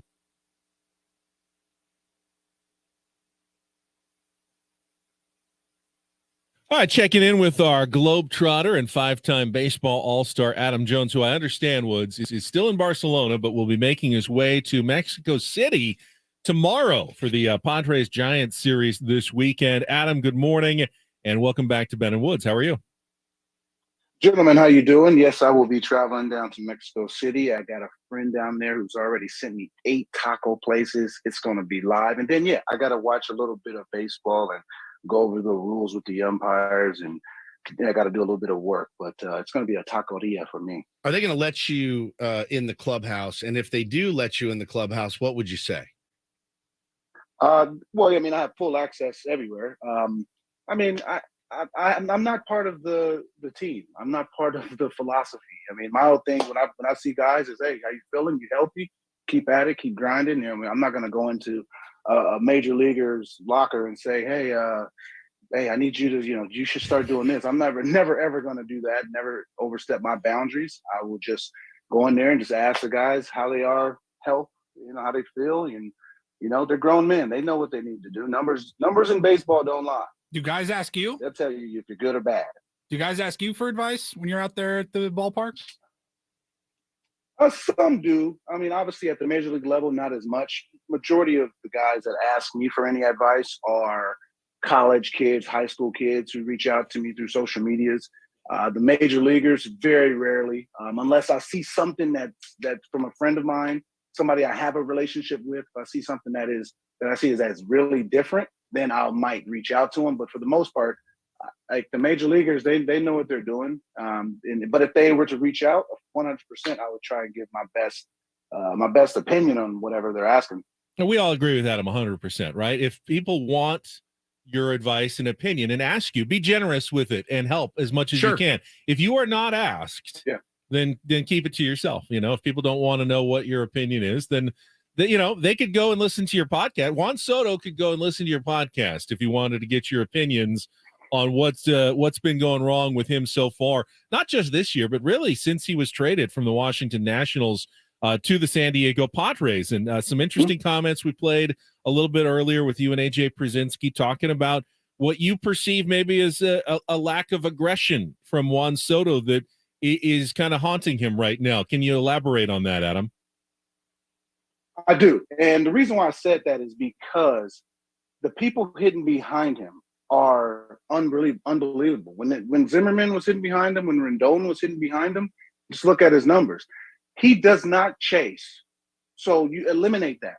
He don't swing at bad pitches. You can just eliminate that part. But balls that are in the zone, you got to be more aggressive, even if it's the first pitch. And I get it. He leads baseball in either walks or pitches seen per at bat, and that's his game. But with Manny, Bogarts, Tatis, Cronenworth, Cruz, Carpenter, Grisham, our lineup. The lineup is so strong that they don't need him to be the superstar. They just need him to be good, and every RBI out there, get it, because they're going to pitch to him. I don't want to pitch to anybody with Machado or Bogarts lurking. I don't. Those are guys who have had 100 RBIs in their career. So pitchers are going after him a lot more, and maybe he's surprised. He's like, well, I'm Soto. Do you see the name on the back? Maybe they ain't gonna just pound the zone and come after me. Maybe they go 3-1. Maybe they gonna try and trick me. They're not right now. They're like, hey, you struggling a little bit? Because the numbers, the analytics are saying he's not hitting the velo as much right now. So guys are like, look, throw as hard as you can, see if he can turn it around. He's gonna get to some of them, but his game is I've watched him. He's an aggressively patient hitter, if that makes any sense. He don't swing outside the zone. So with the guys behind him, man, just again, we don't need him to be the superstar hitting 330 with a 580 on base. That'd be fantastic. Oh, that'd be great. Who wouldn't want that? But you need the guy to drive in runs. That's what you're paying all that money for. You're paying for RBIs and home runs, not necessarily walks. Now, if he was Grisham or Ozokar and ran like the wind, hey, get 150 walks. That's going to play. Yep. But he's not that guy. He's a bat.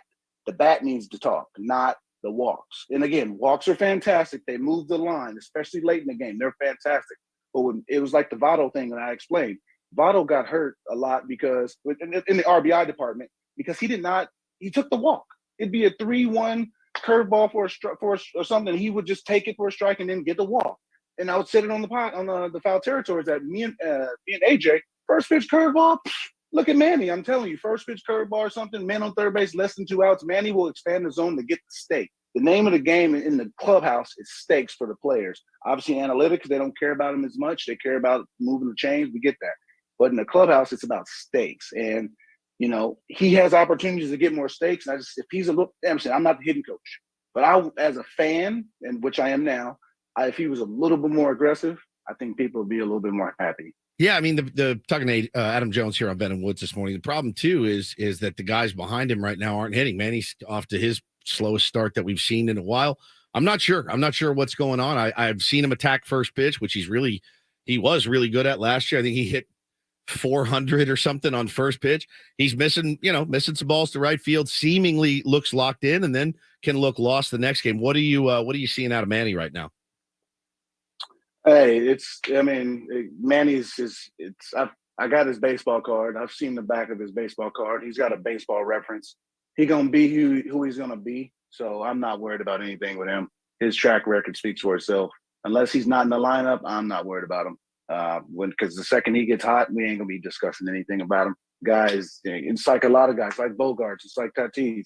Once these guys just get hot, nobody discusses it. We discuss their problems.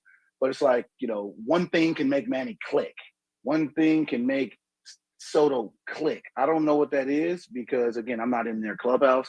But those are guys with track record. So I'm not – like Manny, I'm definitely not worried about. Soto, I wouldn't say I'm worried about because of his track record, but it's a little bit cause of concern just because it's been a year now. Yeah. It's been almost a year. Almost 100 and some games. Yeah, 100 and some games.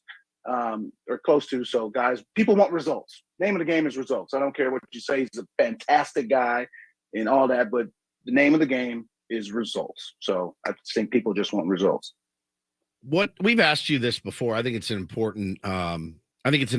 Topic to bring up again, AJ. The value of a hitting coach. I know you played with Ryan Flaherty, Flash. He's now the offensive coordinator, which was different. That's a different thing. You guys didn't have an offensive coordinator. You had a hitting coach. They brought in, is it Mike or Scott? One of them passed away. Scott Coolbaugh. This is Scott Coolbaugh. Yeah, Scott Coolbaugh from the Tigers. And listen, you hear it all the time. It's an easy thing to say. The approach is wrong and this and that. It's just the results aren't there. How much can a hitting coach help? And do you think the Padres should hire a dedicated hitting coach for the San Diego Padres? Hire me, man. Hire me. Call me. No. Coolball is awesome because what I love about Coolball, I had him for 3 years in Baltimore, and he's what your approach is. Let's fine tune that. What your strengths are. Let's fine tune that. But you have to, at the end of the day, give respect to the opponent. They're the one. They're not. It's not batting practice. They're not soft tossing the ball right up the middle. These guys are pounding. These guys are pitching. The Padres made it to the National League Championship Series. They're 4 games away, 3 wins away from going to the World Series. They're spending 300 and something or 200 and something million luxury tax. Everybody knows about them. There's a big target on their back. Nobody's going and just be like, San Diego, let's just go here and get some fish tacos and walk around the parks and stuff. No, they're coming to San Diego to do business, and because there's a target on their back now, and that's what happens when you're good. So it's like it's a good problem to have, a miserable problem to have, all the above problems to have. But it's the one you have. And you have a good team and you're spending a lot of money. And the fans of San Diego know that. By them high-ass ticket prices, I tried to buy season tickets last year. I ain't paying no $1,400 a game. What?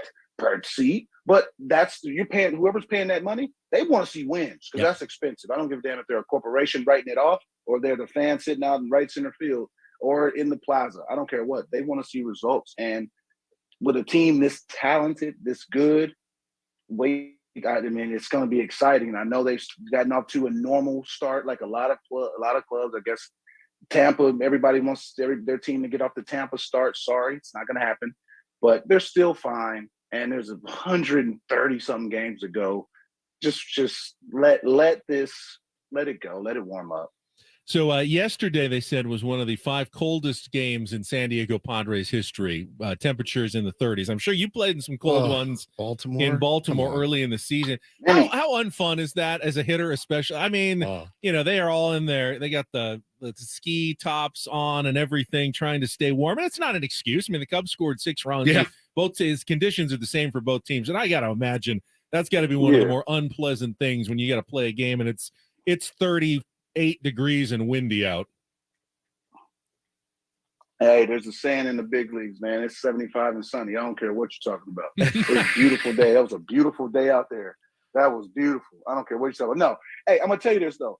The Latin players, they always make the cold look worse because they're from the equator. Yeah. They don't do cold. So anytime it'd be like 60, they're like, Papi, no, frio. No, Papi, frio. No. So the Latins make it look cold, but no, 38 degrees is cold. I don't give a damn where you're from. You're from northern Edmonton. I don't care where you're from. That's cold, especially to play a game. Like if you're out going to the opera or going out to dinner, walking the streets with your friends, that's cool. But being out there playing a game and they're going to pound you in with sinkers, everybody throw hard, or they're going to throw you sliders, hit it off the end. Yeah, playing in the cold has never been fun. But again, it's you play the schedule. So you find a way to do something. You get on base any way you can. You drop a bunt down. Like there's all sorts of things you can do to combat weather in the cold. Because again, nobody's trying to hit a 96 mile an hour sinker. I don't give a damn who you are. You got that snot coming out. It's so cold, but you're wearing a face guard.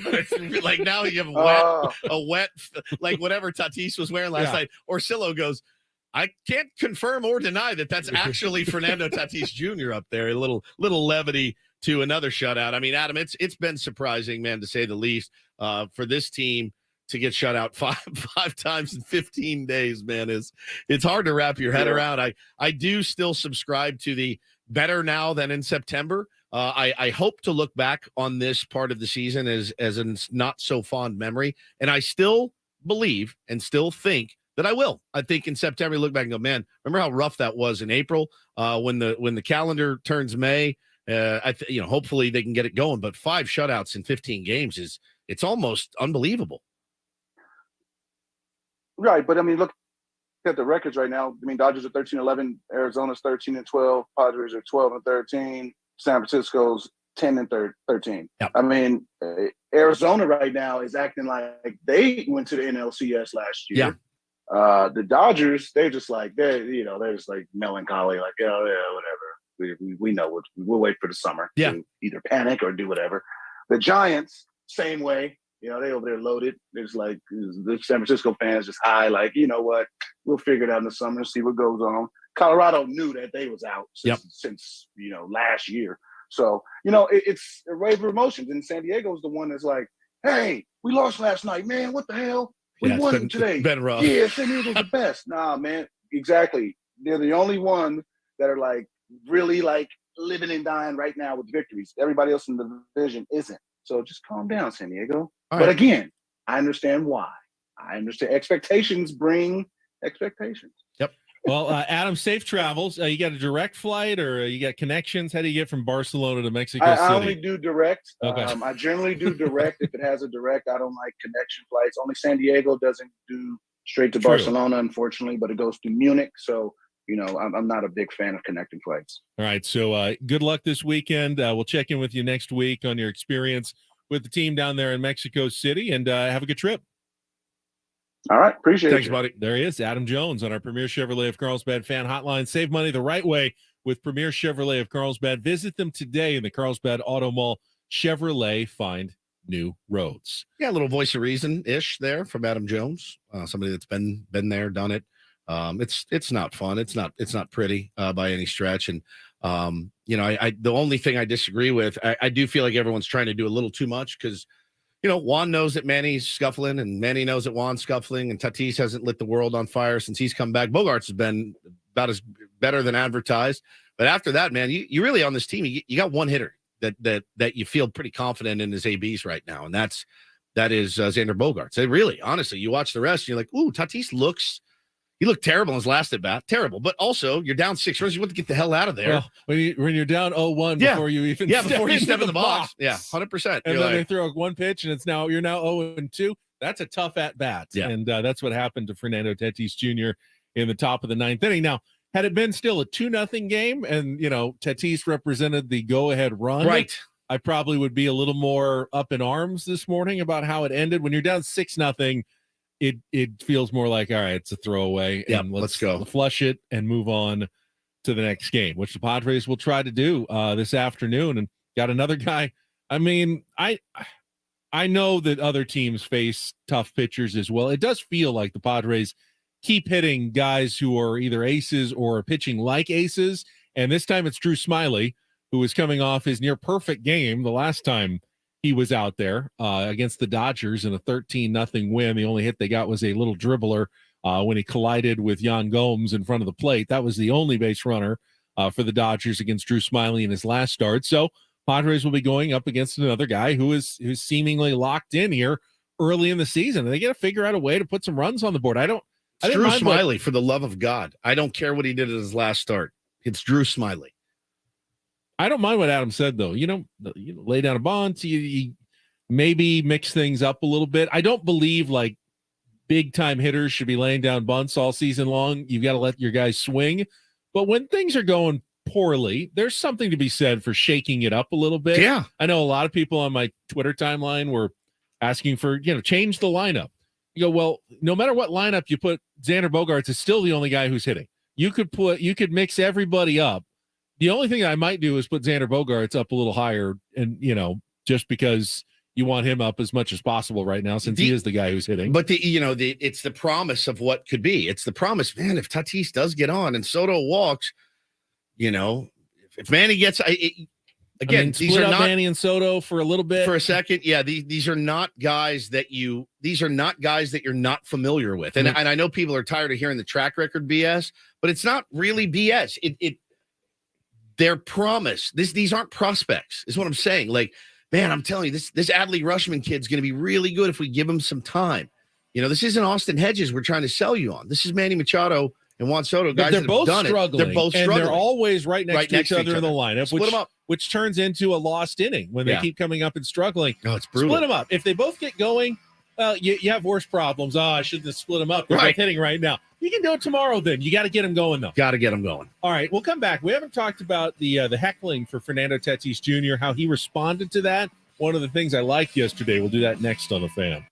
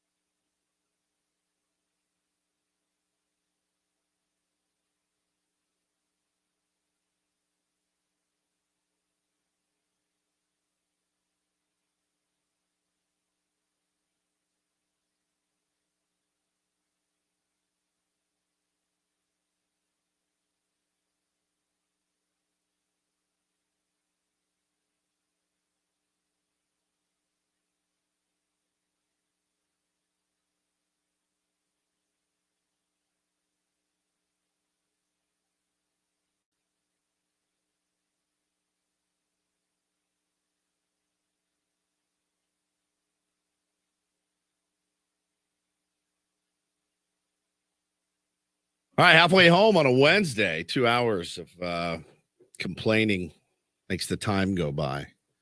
I found. It's Ben and Woods, 97.3 The Fan. I'm Woodsy. That's Paul Rindle. It's our executive producer. Ben Higgins, our Secretary of Homeland Exploration, also joins us. Gentlemen, how's it going? I am a little unsure as to what level of agitated I should really be.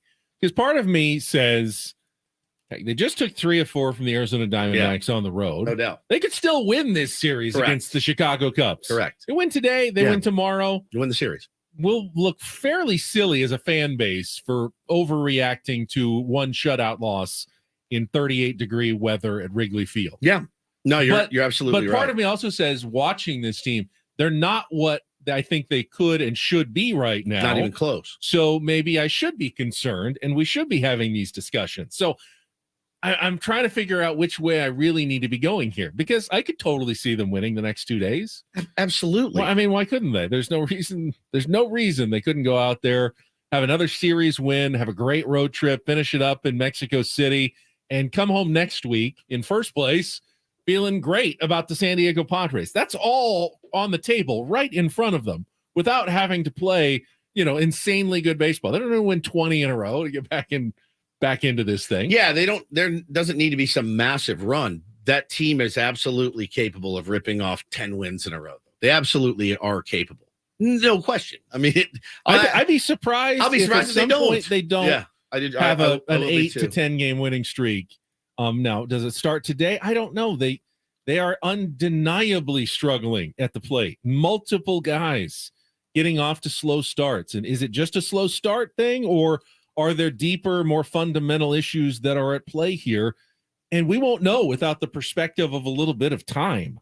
So, we react as fans do, and, we get agitated when we see another shutout performance, another game with no hits with runners in scoring position. Honestly, the Padres are 12-13, and I had been keeping track of those 13 losses. Though. I think about 8 or 9 of them, they just haven't had a hit with runners in scoring position. They just haven't come through. They had opportunities. They didn't do so.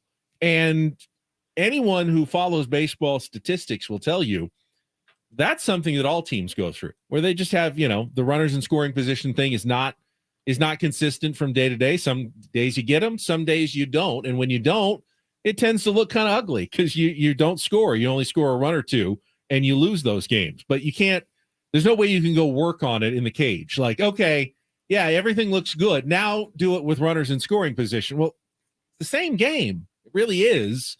You just have to, let the averages even out over the course of time on that. Yeah, you do. And it's the coming in today and trying to come up with a fresh approach of talking about a team that got shut out again. And every third day, seemingly, this is what we're having to do. And I know they're dying. And they want to win. They have expectations. They have World Series expectations. I know that probably I bet you the most calm person about all this is probably Peter Seidler. I'm sure he is. He is that way. He is a lot more zen than any of us could ever hope to be. I can tell you AJ Preller is probably not super stoked on the results right now. Nor he didn't sound like he was super stoked on Friday when we talked to him, essentially said, no, we expect to play well all year long. How much live and die with every game do you think AJ Preller has in him? I think more this year than ever. Like I think most Padres fans, I really do. I've lost myself as a fan. I've lost myself. I really have. We talked about it a little bit last week. I've lost the ability to be cool, and I just don't. When we got down 2 runs yesterday, I mean, people do it as a bit on Twitter, like that's game. I really felt that.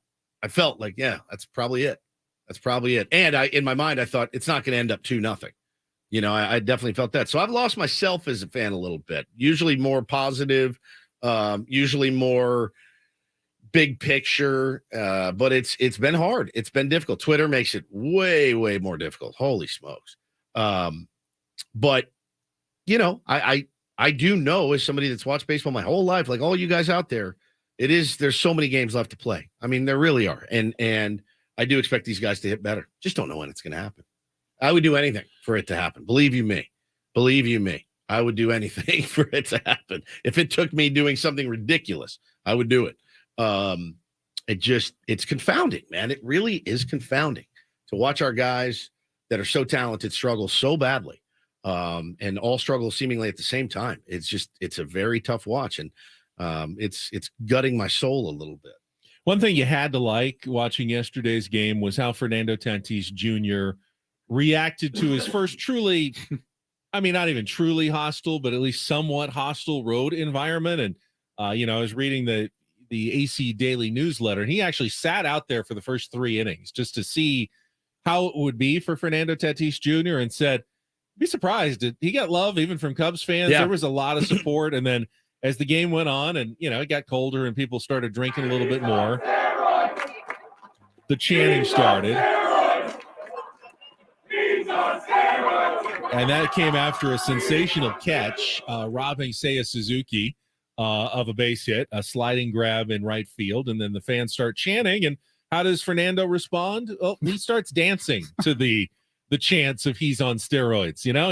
He's not, doing that steely glare that most players would do. Like, I'm not even listening to this. I'm focused. I'm so focused on the game. You can't distract me.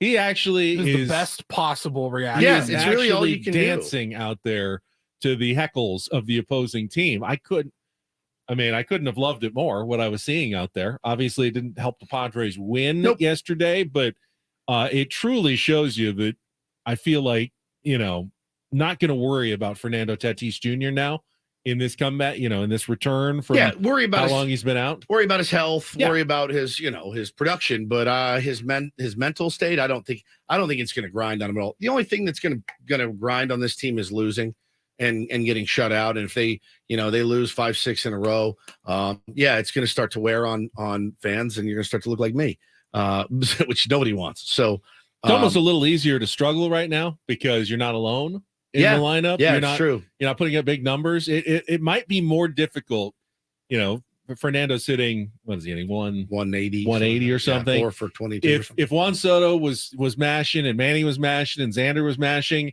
you might actually feel a little more of the spotlight on you. Like, I'm not the only guy not pulling my weight. But with Juan Soto struggling, buddy, and we got 7 weak links. You're good. Manny struggling, you actually feel kind of a bit of a camaraderie, I would think, with a lot of your teammates right now. Like, all right, well, I'm not the only one, at least, and we'll get this going. I know that they think they're going to get it going. I think I'm going to get it going here soon as well. Yeah, I mean, it's the prayer. That's the prayer that they all start hitting, and you just want to see them having fun again. He was obviously having fun in right field, and it's the best way to respond to that.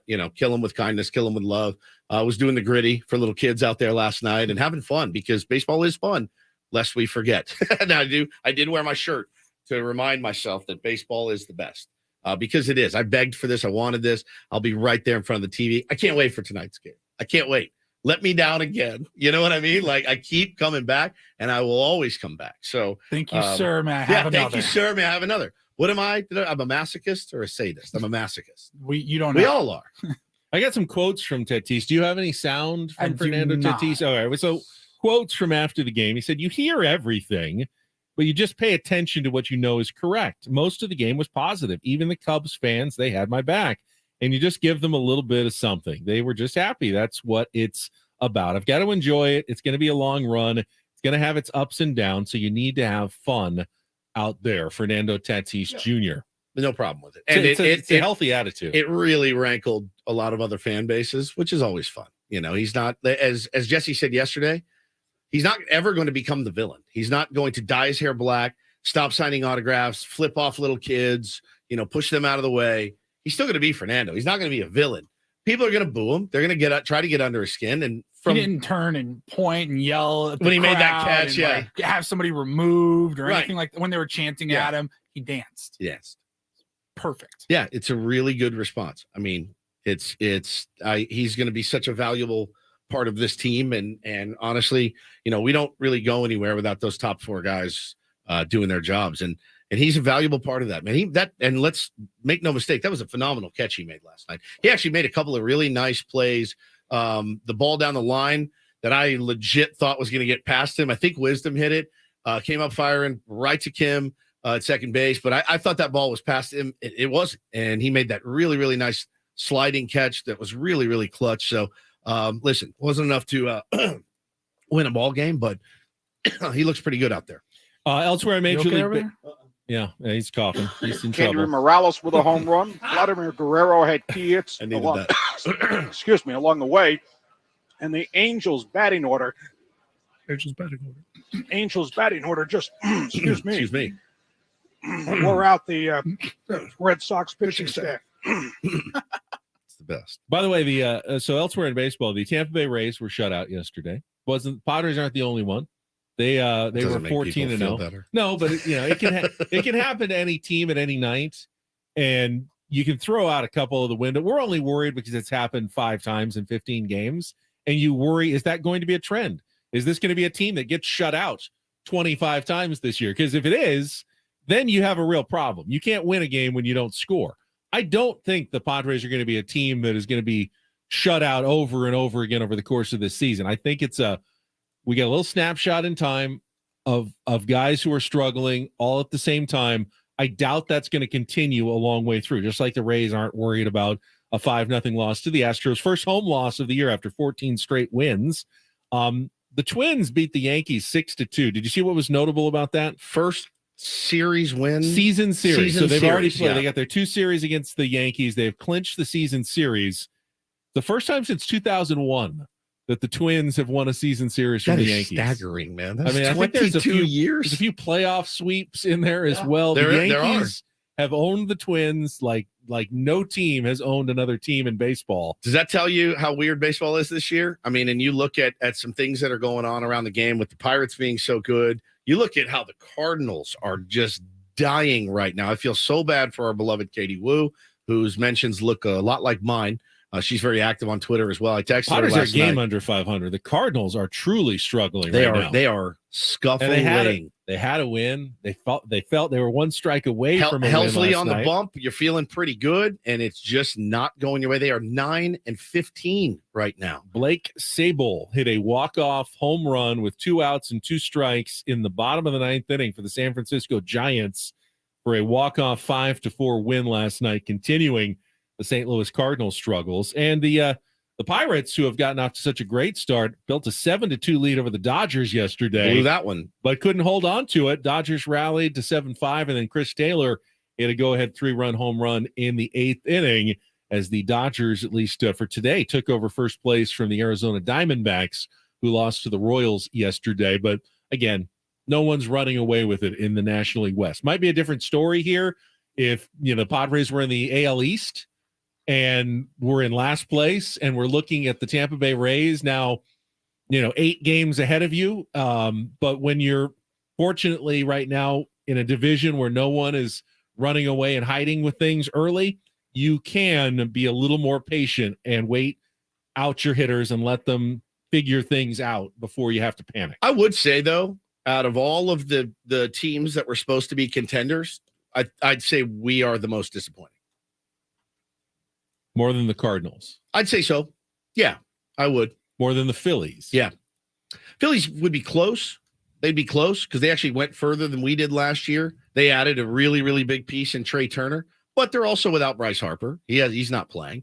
I would honestly, I feel, is that fair? I mean, I do feel that out of all the teams with the expectations, I think the only 3 candidates for biggest disappointments to start the season are the Padres, the Phillies, who are 11-13, and the Cardinals, who are 9-15. Padres have the best record of those 3 teams. But probably also have the highest expectations out of those 3. Certainly higher than the Cardinals. Phillies have pretty high expectations. They do. But they're without, they're without Bryce Harper. Yeah, it's huge. And the Padres just got Fernando Tatis Jr. back. So I'd say they're similarly disappointed with the starts. The Phillies are 5 games back of the Braves. That's not much, but it's certainly Padres sitting a game and a half. It's nothing right now. It's nothing. All right, we'll talk more Padres baseball coming up. Joe Sheen, who writes a great newsletter on baseball, and we had him on a couple of months ago. I got some thoughts. He's also writing about the A's potential move to Las Vegas. We'll chat with him at the bottom of the hour. I do want to talk a little hoops. Even Woods can't deny these basketball playoffs have been pretty entertaining I cannot deny it, Ben. I didn't have a lot of expectation. I thought we were going to get 3 blowouts last night, and we didn't. We got 3 really good games again. The Atlanta Hawks play here last night in the NBA. So we'll touch on that coming up as well with Ben and Woods on San Diego's #1 sports station. Check traffic here on 97.3 The Fan.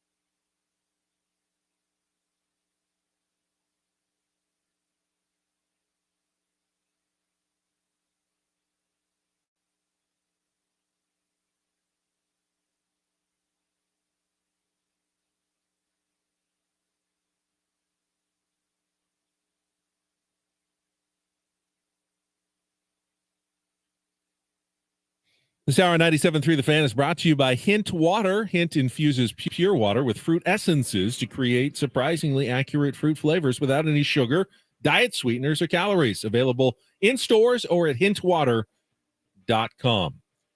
Yesterday, there were 3 games, all with the same essential setup in the NBA.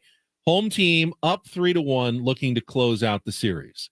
Had the Celtics, the Nuggets, and the Suns all looking to move on to the second round. And you were talking to me about the spreads yesterday, all right around double digits. Oh, yeah, I mean, like solid 13.5. Solid home favorites, yet it did not play out that way in a very entertaining night of basketball. And it started with, I thought, the biggest surprise, the Atlanta Hawks rising up to beat the Boston Celtics 119-117 on just an insane Trae Young three-pointer with 1.8 seconds remaining, pulling up a good 6 feet behind the three-point line and just burying it as cool as can be to keep his team alive in the playoffs. Weren't they down like 14 or something? They were down, and Trae Young doesn't get it. I mean, like every once in a while, he hits so many big shots that you'll see Trae Young and you'll talk about, you go, that guy's really good. Why don't we talk about him more? And then he disappears for a while and you don't think about the Hawks very much because, well, they're the Atlanta Hawks. But when he steps up and does like what he did last night, when he finished with like 37 points, something like 36, 37 points, you remember that he can do some special things on the basketball court. So that series goes on. Now, the other two did end, but the games were a lot closer than you'd expect. The Nuggets just barely held off the Timberwolves 112-109. Jokic with a 28-point triple-double. And then the Suns, that was a really great game. The Clippers, without Kawhi Leonard again, without Paul George, take a 9-point lead at halftime. And then the Suns come out in the third quarter and score 50 points in one quarter. Wow. 50. Devin Booker outscored the Clippers on his own in the third quarter on his way to 47-10. He was incredible. God. And then the Clippers are down 14 or 15. And they rally all the way back. Like they were within 2 and had a layup to tie the game in the last minute and a half of the game.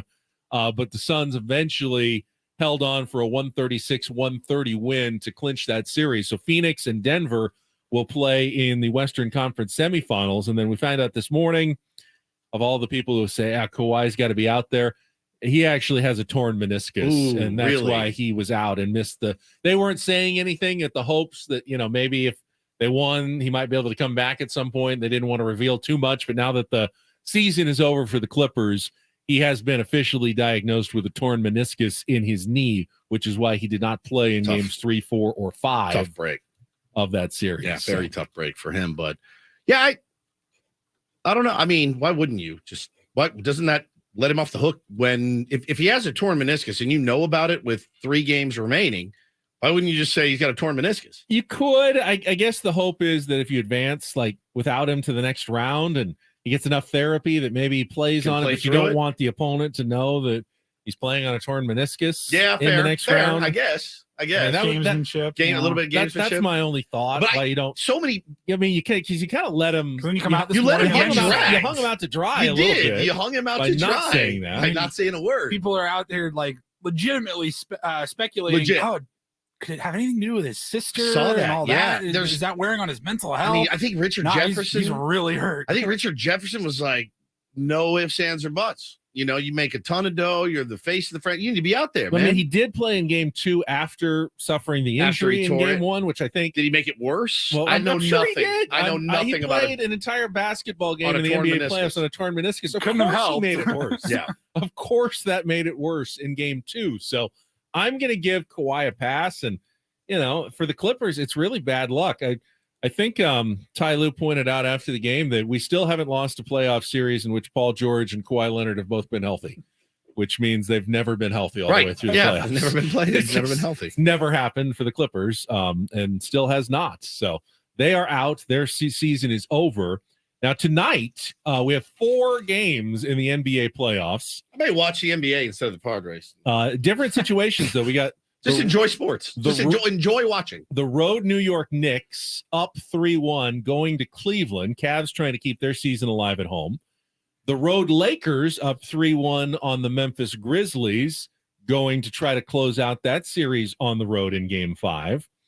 The road 8 seed Miami Heat up 3-1 on the road at the 1 seed Milwaukee Bucks. The Bucks needing 3 wins in a row to avoid being a 1 seed knocked out by a play-in tournament team for the first time ever. First time ever. And then you've got the Golden State Warriors and Sacramento Kings, who are tied 2-2 going back to Sacramento for Game 5. De'Aaron Fox did say yesterday that he will be out there despite a broken tip of his index finger on his shooting hand suffered in Game 4.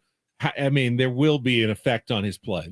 There's no way you can just completely shake that off and go, yeah, I'll be fine. And if it was his other hand, no problem. Just the tip. Just the tip. Just the tip. Just the tip. So, but they're at home, and they've been really good at home, and the Warriors have not been good on the road all season long. So that's an interesting matchup as well. Now, unlike last night when I said the home team should roll, this one's a little dicier. Like, the road teams have been the teams playing better for the most part, either lately or the entire series. But teams that are at home in the playoffs, pretty desperate. You don't see them lose in that situation that often when you can keep your season going in front of your home fans.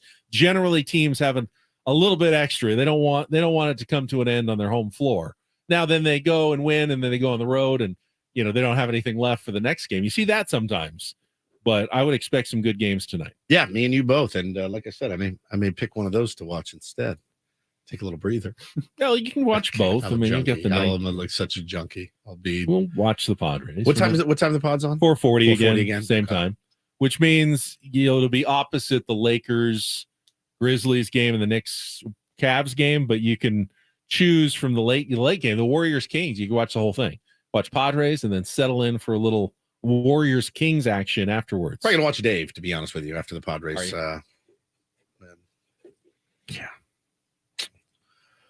Michael Waka is not necessarily coming off his best couple of starts. Does he play video games? Drew Smiley is coming off a great start. I'd imagine, I don't know, you like to look at the odds. My guess is the Cubs are solid favorites tonight in the game. Check it out. Plus 140. Yeah, that was going to be my guess. 135, 140. It's more than that, then you know that they've lost faith in the San Diego Padres. Cubs are they're minus 105. Oh, minus, not plus. Minus 105. That's it. That's so it. It's pretty much toss up. That's a pick'em game. They're still believing very much that this Padres, offense at some point will pick it up. The odds makers still believe in the San Diego Padres. So why don't the fans? If the odds makers believe in you, usually it's the odds makers who lose faith in a team before its fan base does. That's true. But the odds makers still think they still believe. Pretty good. Okay. All right. That makes me feel just a touch better. A touch better.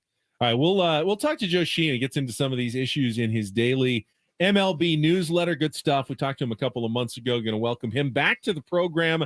Do that coming up next with Ben and Woods on San Diego's #1 sports station, 97.3 The Fan.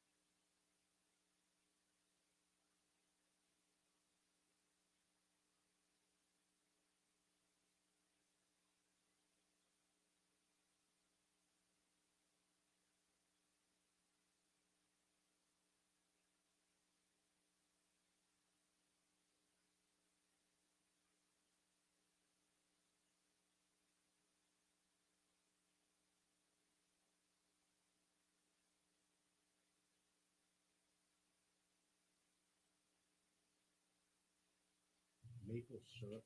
It's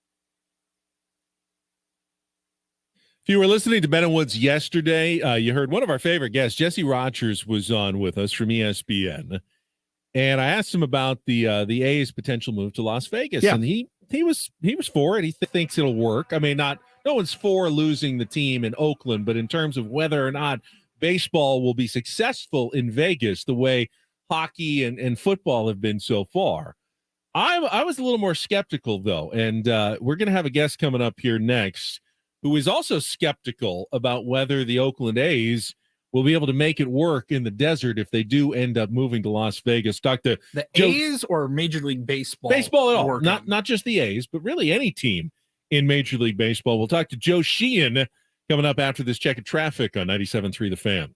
From the premier Kia of Carlsbad Traffic Center, part of the Premier Auto family, here's Kelly Tannick.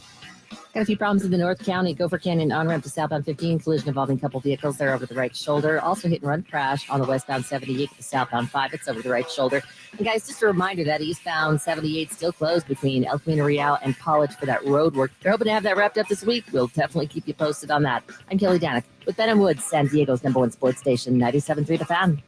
Well, let's go out to our premier Chevrolet of Carlsbad fan hotline. Welcome back, the author of the Joe Sheen newsletter. If you cover baseball, very insightful topics on a daily basis.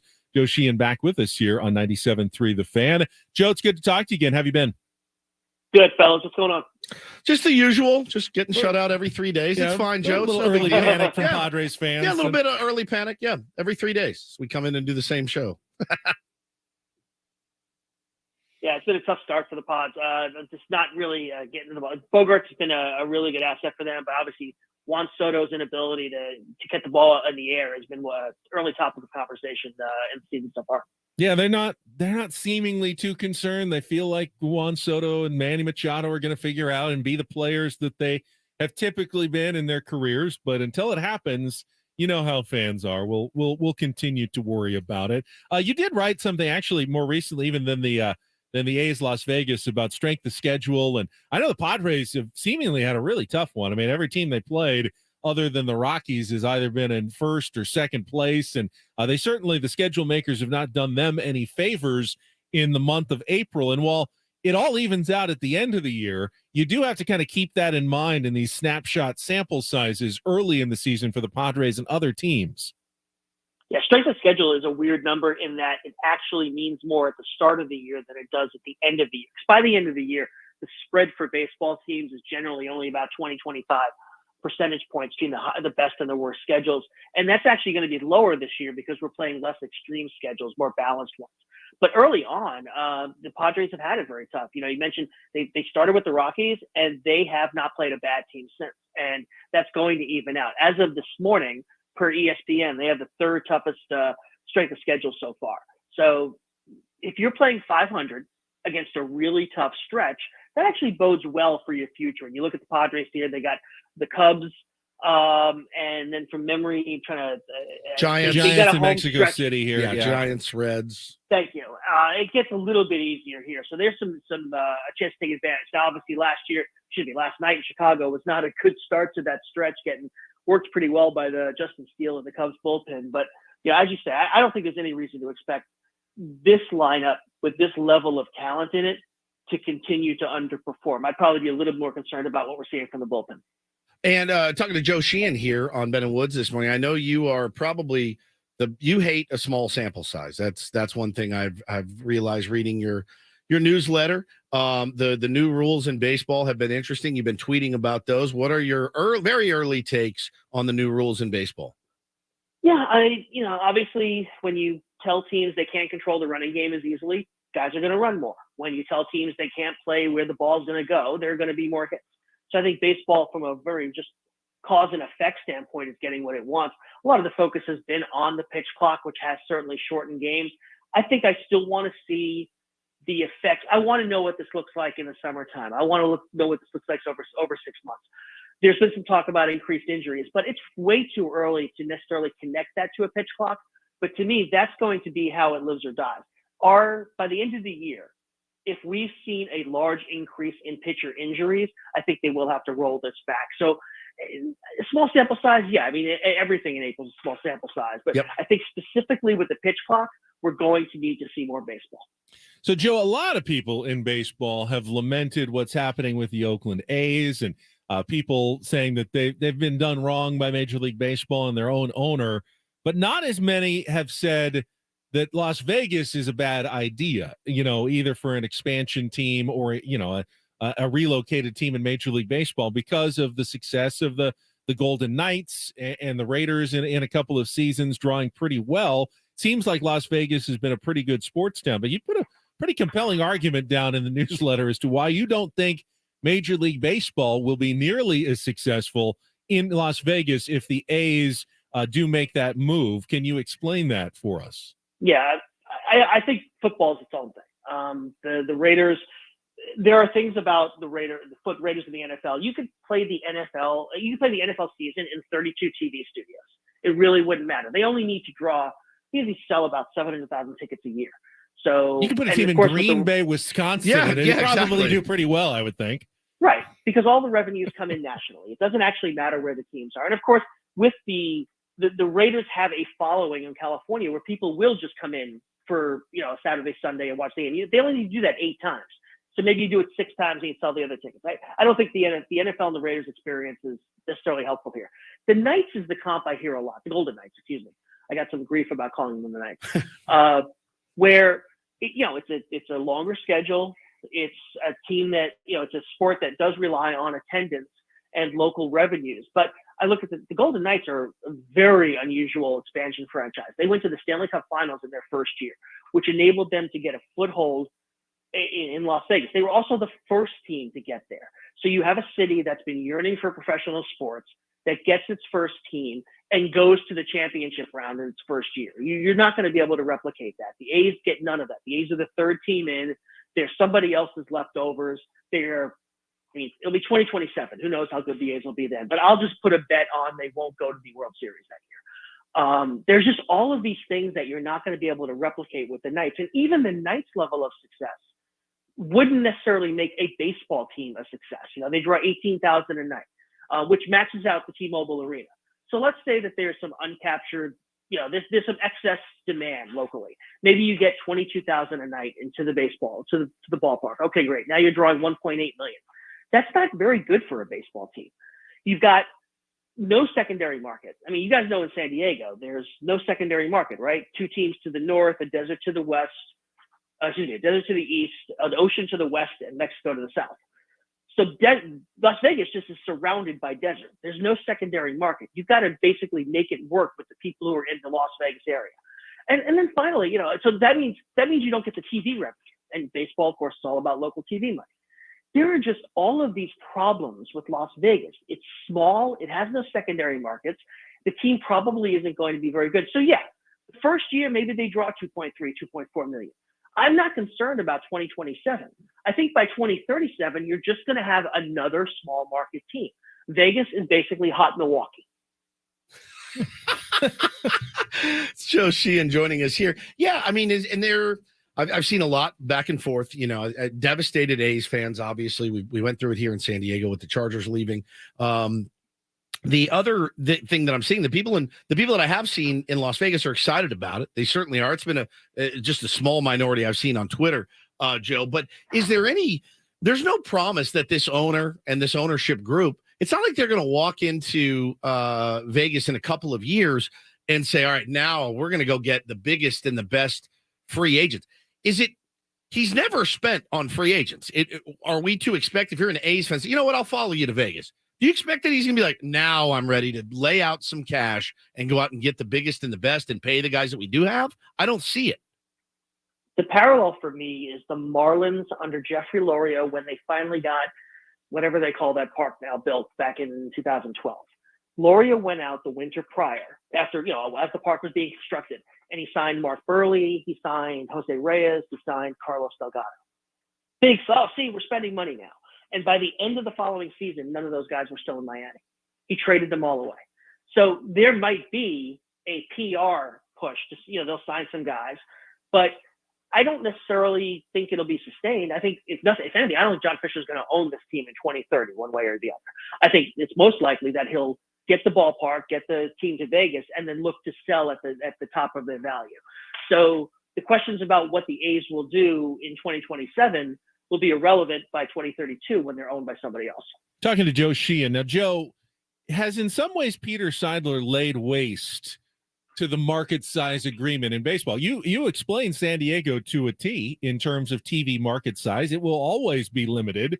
They will never be New York, Los Angeles, the Bay Area, Dallas, anything like that in terms of local TV revenues. However, Peter Seidler says, I don't really care. I think we can make this work. And he's been pretty upfront saying this is not a short-term strategy. Yeah, and then I'm going to, scale back the payroll in a couple of years. He said, I'm going to pass this down to my family, and I expect us to keep putting this kind of team on the field for the next 50 to 75 years. Right, because that's the way it's supposed to work now. It's not the middle of the 20th century where baseball teams kind of had to eat what they killed, and guys who own baseball teams were rich but not wealthy, to use the distinction. All of the individuals and entities that own baseball teams now are wildly rich. If you're rich enough to own the team, you're rich. If you're rich enough to buy the team, you're rich enough to pay the players. And Seidler gets that. John Middleton has started to get that. A lot of them. Steve Cohen gets that.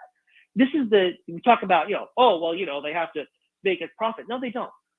They bought the baseball team with all the money they made getting rich and all the other things that they did, whatever, billboards for Artie Moreno. And I don't know what Peter Seidler did. This is the argument, right? You'll get people say, well, it's a business and has to make money. Fundamentally, it doesn't. It has to break even. And then you realize your gains when you sell the team down the road. Yep. Seidler gets it. He doesn't need the Padres to make money. He actually can even live with them losing some money. That's the other thing about it. Like if the baseball team posts a paper loss of $10 million or $20 million, that's a drop in the bucket for these guys when you look at the larger equation. So this idea that baseball teams have to be run like a grocery store is the argument that always loses me. No, it doesn't. It's a baseball team. It's the crown jewel. Why buy a baseball team if you're just looking to squeeze out 3% a year? Yeah. Go buy T-bills. If you buy a baseball team, you do it because you want to win a championship. And this is the disconnect now. And this is why I look ahead to 27 and the next CBA and the big fight, where you've got owners who are saying, I don't care about squeezing out the 3%. I want a championship. And you've got 5 to 10 owners over here that are saying, no, I don't really care. I just want to make a couple bucks. That's the central conflict. Attention shoppers, we have a special on middle relievers in aisle 6. Attention shoppers. Joe, good stuff. Great as stuff, always. man. Again, if you want to get more of this out there, you can subscribe to the Joe Sheen newsletter. Just search Joe Sheen. You can get right there for daily content on Major League Baseball. Thanks, Joe.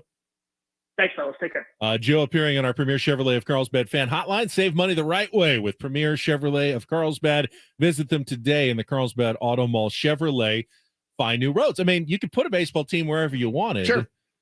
Las Vegas. I like hot Milwaukee. I like Hot that Milwaukee is good. I mean, Vegas. we've got a tier 1 that lives in Vegas, and he got a little upset at Eno when we had Eno on last week, and Eno was talking about it, and it's probably going to be a little upset at Joe. Obviously there are going to be people in Vegas that are elated, stoked, will buy season tickets day one, and that's okay.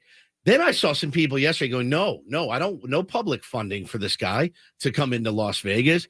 I mean, you're going to see all types. You're going to see That's why he wants to go there. He wants a bunch of hundreds of millions of cash from the government to build a stadium that they won't build him in Oakland. And then he can cash in on that later. I mean, I don't know the ins and outs. I do know that market has lost 3 teams in the last few years. And that's a tough look for them. I do feel that every situation is different. I know Mark Davis, I read a little piece. Mark Davis he tried and tried and tried and tried and tried. The man that stood in his way was the Oakland A's owner. So he's actually responsible for a couple of teams. Well, and now, and Joe writes about this as well, the Oakland A's owner, they could build another stadium right there where the Coliseum is. Yes. There's plenty of land.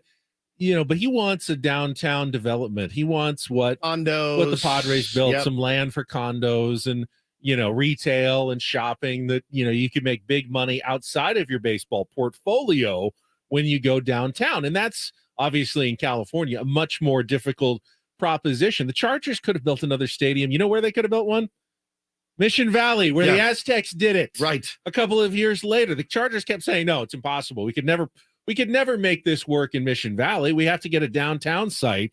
They didn't have to. They wanted to do it because they knew they could make all the money on the other developments right around the stadium, the parking garages, and the shops and the restaurants and the condos and the high rises. That's where they wanted to make all the money. But if they just cared about their football team, they would have done what the Aztecs did. It wasn't that hard. The Aztecs proved it. I mean, San Diego State pulling off a stadium in 2.5 years after the Chargers said it was absolutely impossible. I mean, it just goes to show that there's a lot of disingenuity when it comes to these owners, what they can and can't do when it comes to a stadium. It's gnarly. I mean, you had your commissioner of baseball. Again, who does he work for? He's a mouthpiece for the owners. That's no different in any sport, really. Rob Manfred said this the other day. I feel sorry for the fans in Oakland. I really do. But for the city of Oakland to point fingers at John Fisher, it's not fair. We've shown an unbelievable commitment to the fans in Oakland by exhausting every possible opportunity to try to get something done in Oakland. Unfortunately, the government doesn't seem to have the will to get it done. It's a poor product that you're offering your fans. You're doing exactly the plot of the movie Major League. You're trying to put together a team to lose. That's exactly what you're doing. And it's working. It's working. In typical baseball fashion, though, the other things that I've read have said there's no guarantees in Las Vegas. This isn't a done deal. This is no dotted line. This could go horribly, horribly wrong in the next year, 2 years. They're in it right now. And with everyone coming out making public statements about it's the government. And now you have the government in Oakland saying, no, we'll do it. We offer to do it here, and here. You guys chose not to. It's very similar. It's eerily similar. I am glad we don't work Bay Area sports radio. We'd have to be covering stadium talk every day. There was nothing worse than that in this town. Nothing. Times 3. Nothing. There was nothing worse than stadium talk.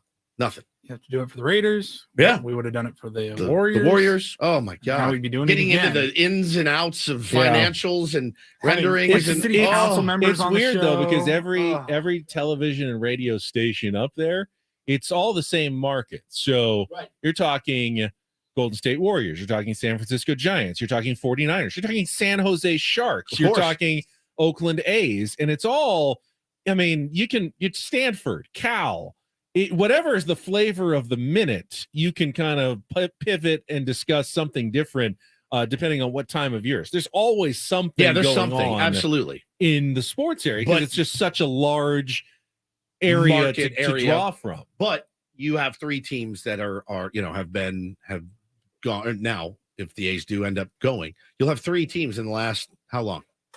8 years, 6 years that have 2 to Vegas. 2 to Vegas. It's tough. It's really, really tough. And we now know where the commissioner's bread is buttered. We always have. He's going to push for this move. He's going to push for this move. It's more money in his pocket. Casino money. It's hard to say no to.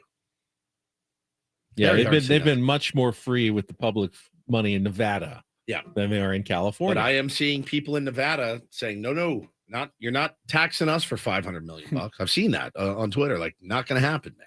So it's a huge deal. Why would you? As much as I am a sports fan and wanted the Chargers to stay, I could never in good conscience make the argument. No, I pay enough. Taxpayers need to pay more to keep the Chargers here. That it never made sense to me. It's expensive. So pay it off. All right, we'll come back. We got one more hour to go. Paulie's going to give us some headlines in the Ryle Report, and we'll go right until 10 o'clock here with Ben Woods on San Diego's #1 sports station, 97.3 The Fan.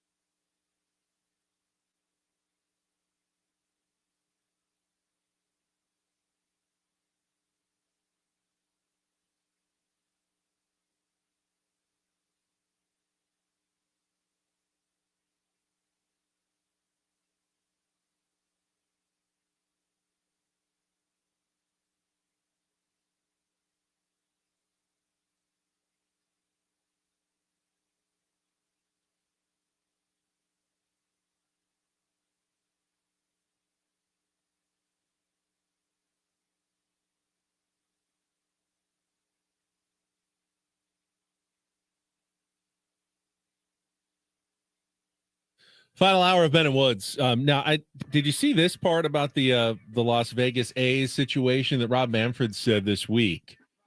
That it's possible because the A's lease with their stadium expires after next season, and it'll take at least a couple more years after that to build a stadium in Las Vegas, that they could just share the AAA park where the Las Vegas, what's their Ace? No. They were the 51s for a while, weren't they? But now they're they were the 51s. I don't know what they are. So they could just share the park all season. Like you could have a AAA Series 1 week, and then the next week, and then you'd have a Major League Series the next week, and then back to the AAA, and they'd just essentially be baseball every day, whether it's AAA or Major League Baseball in the same park for at least 2 years, which would be weird. Nice park. Yeah, it's a nice AAA park. Nice AAA park. But it's not covered. No, it's not. It doesn't have a retractable roof or anything. It is not. I mean, I've been to Vegas in August. I've played baseball tournaments 115 degrees. It's terrible. I don't know how Major League Baseball players are going to feel about that road trip to a non-covered stadium in August and for playing two seasons in 115 degree heat. If they really think that that's gonna fly, I don't know if that's true. Let's see. We've got the NFL draft for you tomorrow here on 97.3 The Fan, live and local coverage.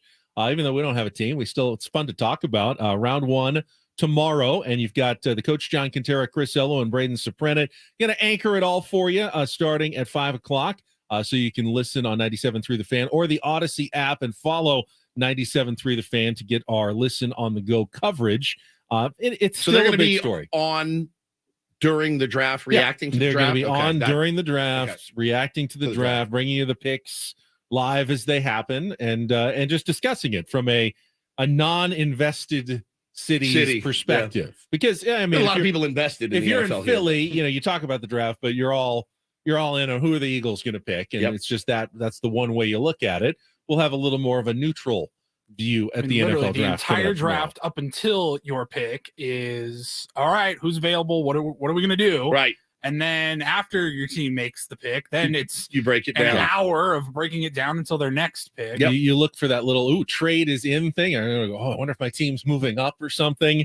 It's different when you don't have a team in the NFL Who's draft. the AJ Preller of the NFL? Like that would just drive you insane as a fan on draft day. I mean, I think see movement. Jerry Jones would be the one that, to me, drive you crazy. I was driving in this morning, listening to DA talking about Jerry Jones and how he is coveting Bijan, what's his name? Robinson, Texas running back. Yeah, coveting.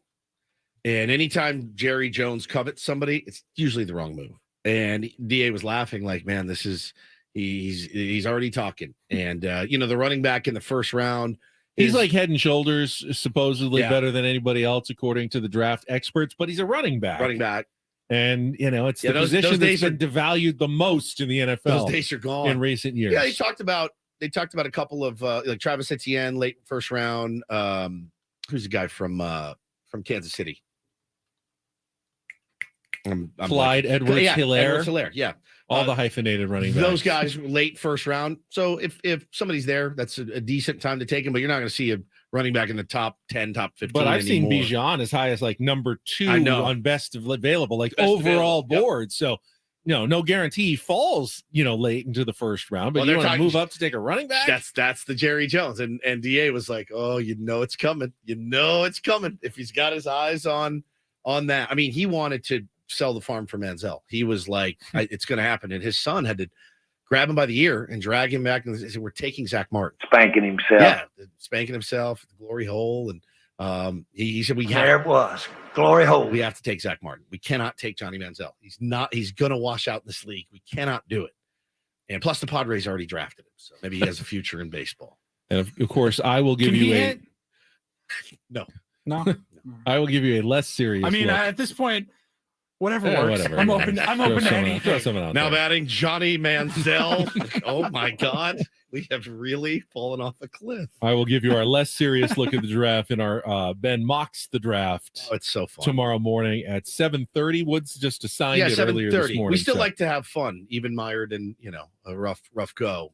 Fun will still be had on this program. Yep. And usually the Ryle Report's pretty fun. Let's see if Paulie can live up to that promise today.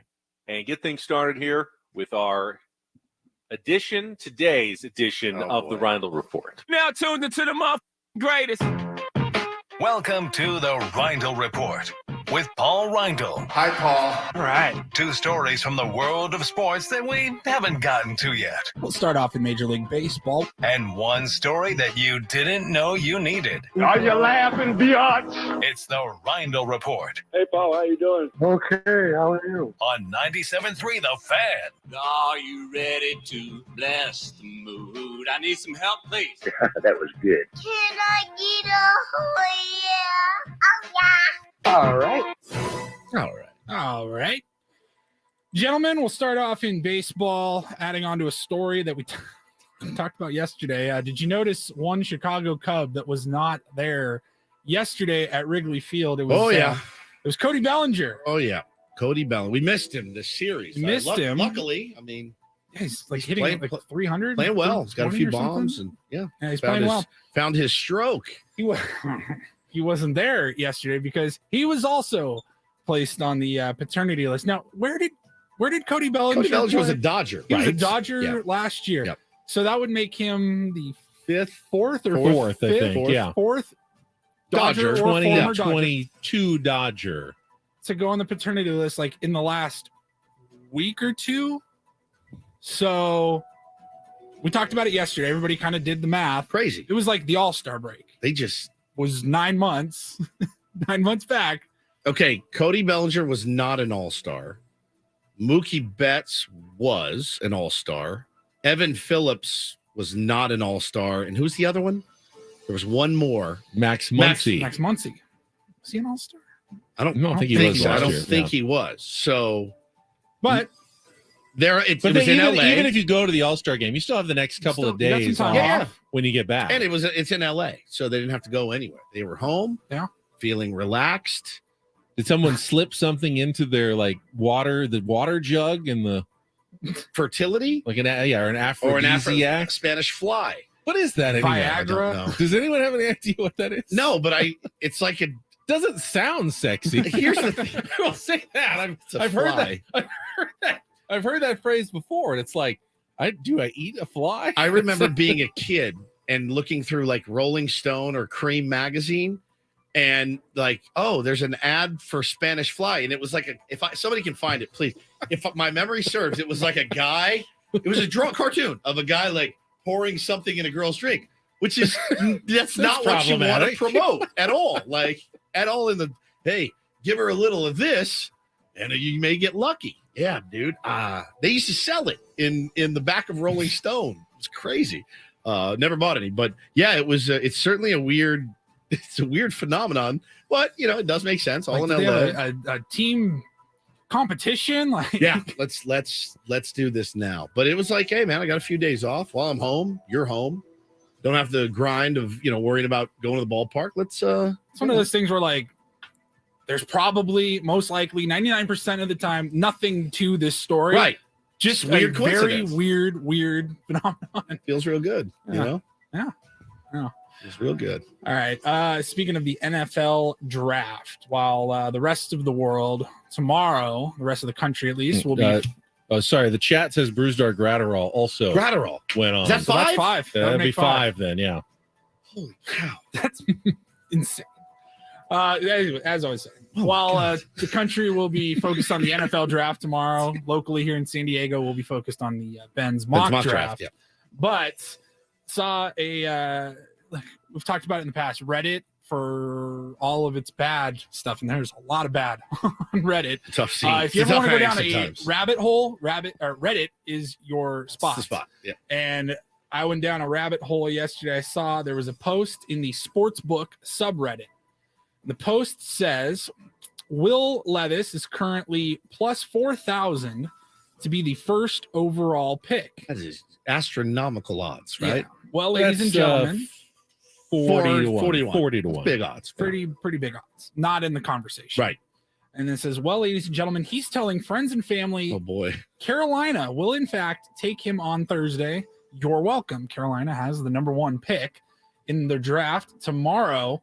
And people are like, oh, okay, what's your source here? And he said, Will Levis. Will himself. And the only thing I knew about Will Levis, I actually didn't know anything. I had to Google him. He was the quarterback at Kentucky. Be honest.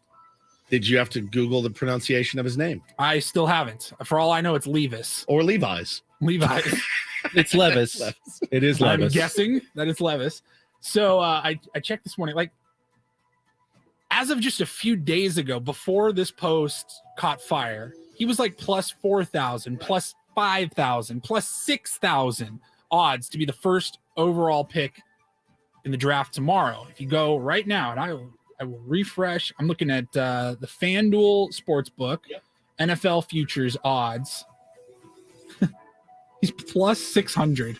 Holy smokes. So they're buying. Everybody's buying this random tip on So Reddit. I did mention it earlier. Frank Reich did say Bryce Young is the favorite at minus they've 1,000. made their decision. The Carolina Panthers are selecting a quarterback, and it's been fairly widely reported it's going to be one of 4 guys: Bryce Young, CJ Stroud, Anthony Richardson from Florida, or Will Levis from Kentucky. So he's in the mix. I mean, we thought he'd be the long All shot 4 of the mix. them are the top 4 But, odds. those are the guys that it was thought that Carolina is deciding between, and they have made their decision. Now, that doesn't mean they told Will Levis that it's in fact, you. I think it's kind of unlikely, even if they've made their decision, that they would tell the guy who they're going to be picking, because that doesn't do them any favors, because you could change your mind, you get a trade offer. The last thing you want is, to create some sort of controversy that you didn't have to by telling a guy, oh, we're definitely drafting you, and then not doing it. That's a bad look. So I'm skeptical of this story that Will Levis is sure he's going to be the number 1 pick in the draft. Well, he has the second highest odds, and it's not really close. Bryce Young minus 1,000, runaway favorite. Will Levis plus 600 at second place there. Then CJ Stroud is plus 2,500. And Anthony Richardson is plus 7,500. So it's Bryce Young, Will Levis, and then a huge drop Big off. drop off. So, can't wait. I do. I get excited about the first round of the draft. I do every single year because it's fun. It's fun to watch. If you watch it almost like a bit, it's a really good bit. Not having a team here, I will watch like the first 2 or 3 picks maybe. I watched the first round just to see what if one of my guys gets taken, and there will be one tomorrow. So I'm excited to see where he goes. No, Padres have the early game tomorrow, so you'll have your freed up free for the draft. Not going to get the pass at home to all right, I'm going to lock myself in my room for the NFL draft, babe. Good luck bathing the kids. I'm not going to get that sort of pass, but it will be on for sure. Finally here, had a video that went viral on TikTok, and it's an interview with hedge fund billionaire Bill Ackman. He does television hits and hedge fund, all that stuff that is way above where my head is. Let's just say it, our head. It's fine. Our heads. Well, I'm bringing this up because maybe you guys can shed some light. He has a proposition out there that if you gave every baby that was born in America $7,000 at birth, like the government, $7,000 when they're born, they don't touch it. It goes into a savings account, tax-free, all that. It'd be worth over $1 million by the time that child hits retirement. And he talks about how it's like a $20 billion investment every year, which, let's be honest, we just print money here. Like, why not? Here's the clip. I'm curious if you guys think this is a good idea, if this could work. My idea was you give every baby that's born in America a $7,000 account when they're born. They can't remove money from that account, and it's tax exempt. And it compounds and it gets invested in like an index fund. By the time you're 65, it's $1 million. By the way, that would cost $20 billion a year to do that. Just take the number of babies times whatever, $7,000 or $8,000. It's like a nothing thing. It would start to give everyone in this country a piece of the success of the country. So I think we need these sort of savings accounts, and we can't wait until people start creating an IRA or 401k by the time they're 25 or 30 or 35. You want to start when they're a baby, just because the laws of compounding. That extra 25 years is very, very material. I mean, you look at how much money this country spends on so many other things. Sure. $20 billion a year. Invest that in would the invest future. in the future. I don't know. All right. Well, I'm sure nearly as financially It's one of those things where I saw it and I savvy go, as this sounds guy. good to me. Yeah, why But not? I'll tell you one thing. When I was growing up, $1 million was an insane amount of money. It's just like it was unfathomable. I mean, it was so much money. $100,000. Yeah. It's like if I can make $100,000, That's like a magic number. I am set for life. Nowadays, $1 million buys you a very modest residence It's here. in San Diego, Sure. California. It's better than a sharp stick in the No, eye. it's though. not. Yeah, I'm not turning down. I'm just wondering that the baby born then today, retirement age, 65 so years. 65, It'd be for like 7 $40,000 years from now. Is that $1 million that we invested at the 7,000 now really going to be that helpful? Is that going to be? I think that guy smoked gonna marijuana cigarettes. Allow him to like, go to Golden Corral a couple of extra times in retirement. I or think what- that guy took an edible and was like, I have the best idea ever. And they're like, oh, you're free to share it on my podcast. And he's like, what if we gave every baby $7,000? I don't know. Like I said, better than a sharp stick in the eye. It's always good to save, though. You want to, try to put away Sure. as much as you can so you have some more for the Oh, future. Nobody better than me. Hard to do. Easier said than done, Way especially easier. in Southern California. No doubt about that. Uh-huh. Thank you, Paulie. You are welcome. Good job on the Ryle report. Very excited for Ben's mock draft. Oh, I mean, I cannot wait. 7:35? 7:35, yeah. Tomorrow, done. And mocks the draft. I always Amazing. worry that it goes fairly. We only do 10 picks. I don't do the whole first round. If you're new to the show, it's not Ben's mock draft. It's No. Ben Mocks mocks, the the draft. Yeah, he mocks the draft.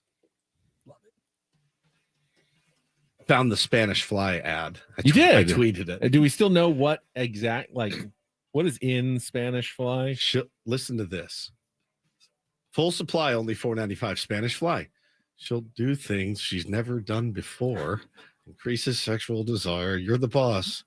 Call the blows. Turns on anyone. Fast. Sneaks up on you. And then there's a cartoon of a nude woman. All right. This is surprising me. It is an actual insect. I thought it was a What? euphemism. No, it's not. The Spanish fly is a green beetle in the blister beetle family. Yeah, but that's not. They don't send you a beetle. It's some. Well, I'm liquid. sure they grind No, it it's up like a into liquid. powder It's or like- something, but It's some liquid. They just call it Spanish. it's made out of a It's made out of a bug. No, it's not. Maybe I don't know. All right, we're gonna look into this. We'll get back to you after the break. All right, That's your Spanish Fly That's your station. tease right there. We'll come back after traffic here on 97.3 The Fan.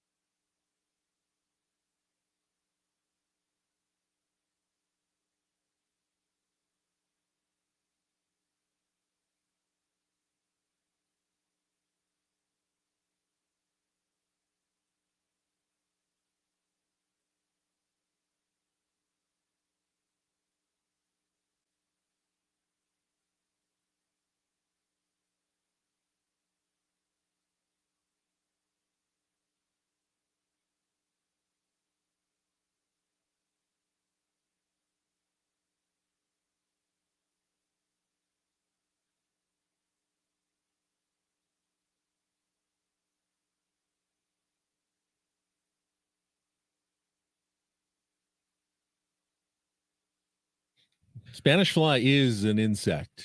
It is an insect. It's a blister beetle. It makes your skin blister if it touches your skin, which is why people recommend you should not ingest it or use it at all.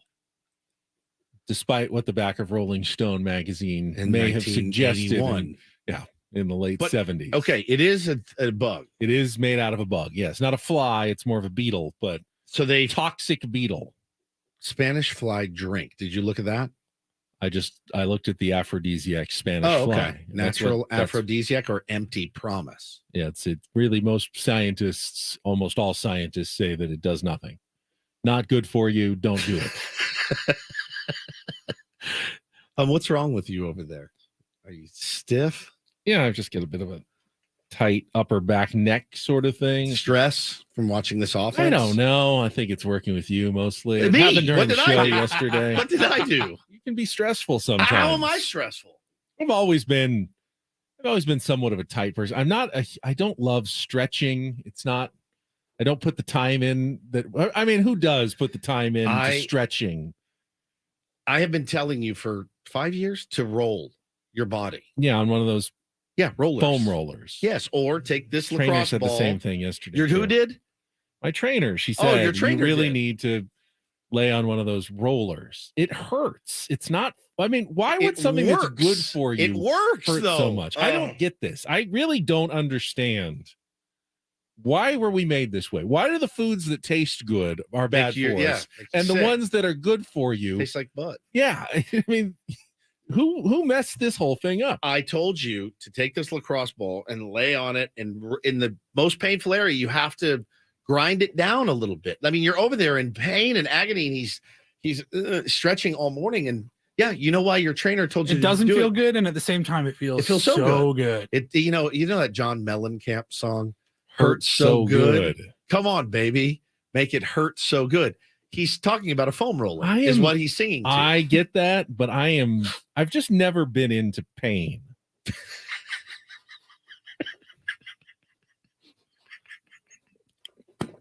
I try to avoid it. I really do.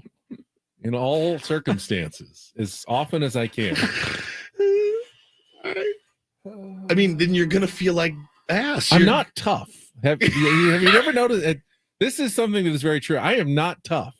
There's a reason I like golf as my sport. You know what doesn't happen in golf very often? You get hurt. You don't get hit by a pitch. You don't get tackled by anyone. Yeah, nobody tackles you. You rarely pull a hamstring trying to jump or run anywhere. You tweak your back, though, and your neck. I have. I've had some back tweaks. It's and good. Stuff The over older years. you get, the worse it's going to get. So you have to get on a roller or get one of those guns or take this lacrosse ball, sit on it, roll your back, your butt. I tell you to do this every day, and you don't listen. And then your trainer says to do it. She's telling you to do it for a reason. It's not because she doesn't like you. It's because she likes you and she wants you to feel better. I understand. I do. Oh, come on. All right, here we go. Where is it? It's kind of right in the middle, upper, right, a little lower than that, right there. Ow. Oh. It's nice though, huh? It's not. Why is there's not a nice pain? It works though. You have to do it. Take care of yourself. All right. Therapy session, physical therapy, PT, a little PT. PT Ben Ryle. Woods here. 97.3 The Fan. So don't take Spanish fly. No, do not take Spanish fly. That's don't the take it. lesson of the day. Is not something you should be doing. If it would make the Padres hit, I would take Spanish fly. Baseball players would do just about anything to hit. If you guaranteed they would hit, they would be sucking down Spanish fly in the locker room today. But we'll see. We'll see what happens. Drew Smiley on the bump today, Benjamin. It's hard to now, if I told you that the Padres had a season low, 2 balls hit above 100 miles an hour yesterday, you'd go, yeah, looked like it. Correct. If I told you that 2 games ago they had a season high, 11 games hit above 100 miles an hour. So are they hot or are they cold? What are they? What are the Padres right now offensively? Are they inconsistent? Are they? So that's what they are. They're inconsistent. I guess we want that. We would love them to be inconsistent with yesterday's performance today. The last thing you want is Yes. to be consistently bad. That's exactly inconsistent is better than consistently bad. Right. Consistently good is what you strive for. You strive to maybe hit an average of what's 11 and 2, 13. That's 6.5. Yeah. Yeah. 6.5 barreled balls a game with that team. You feel like, okay, we'll be all right. Can't have, it's great when you have 11, terrible when you have 2 or 0. Consistency of 5 to 6 a game would be really But nice. I don't think you could argue that the Padres have been consistently bad this season. You cannot. You absolutely They cannot. certainly haven't been consistently They're literally good. average. They're a little bit below average team right now based on their win-loss record. That's it. They're a little bit below average. We were not expecting that. And nobody was expecting a little bit. Craig Elston, I think, has been waving the flag. Let me, somebody, he said they'd be 500. Congratulations. That's the only one I thought. Joe Sheen told us earlier that it's shouldn't be a cause for concern that the Padres are playing 500 baseball. They've had the 3rd hardest schedule in Major League Baseball. You play 500 over the hardest stretches. Right. Let's say you've got 2 months with really tough stretches of schedule. You play both of those at 500, and then the other 4 months you play 8 games above 500 against the easier teams. Well, by the end of the season, you're in good shape. 32 games above 500. You've won 98 games. You're in good shape. You're a playoff team with no problem whatsoever just by playing 500 against the tougher parts of your schedule. I know it feels like they'll never hit again but we did just see them take 3 of 4 from Arizona, who's a first place team. Somebody tweeted that at me earlier. Do we forget? No, I didn't forget at all. I'm just talking about last night's game where, they were shut out again for the 5th time in 15 days. That's unacceptable. They have to be better. They know that it just cannot continue to happen. The wild mood swings from this baseball team are it's tough. It's a tough watch. I think we all know how the Padres could get better pretty quickly, right? I mean, Juan Soto gets going, Manny Machado gets going. Let's talk when we come back on our final segment, and maybe we even open some phone lines. I don't know, 833-288-0973. How could it get worse than what they're doing right now? Yeah. Honestly, come up with other than, everyone gets hurt. Right. Take injuries out of the equation. I mean, what really could go worse for the Padres right now? And what's your scenario? Don't we all still feel like this team's going to make the playoffs? I do. I still do. We'll talk about that coming up next with Ben and Woods on San Diego's #1 sports station, 97 through the Fan.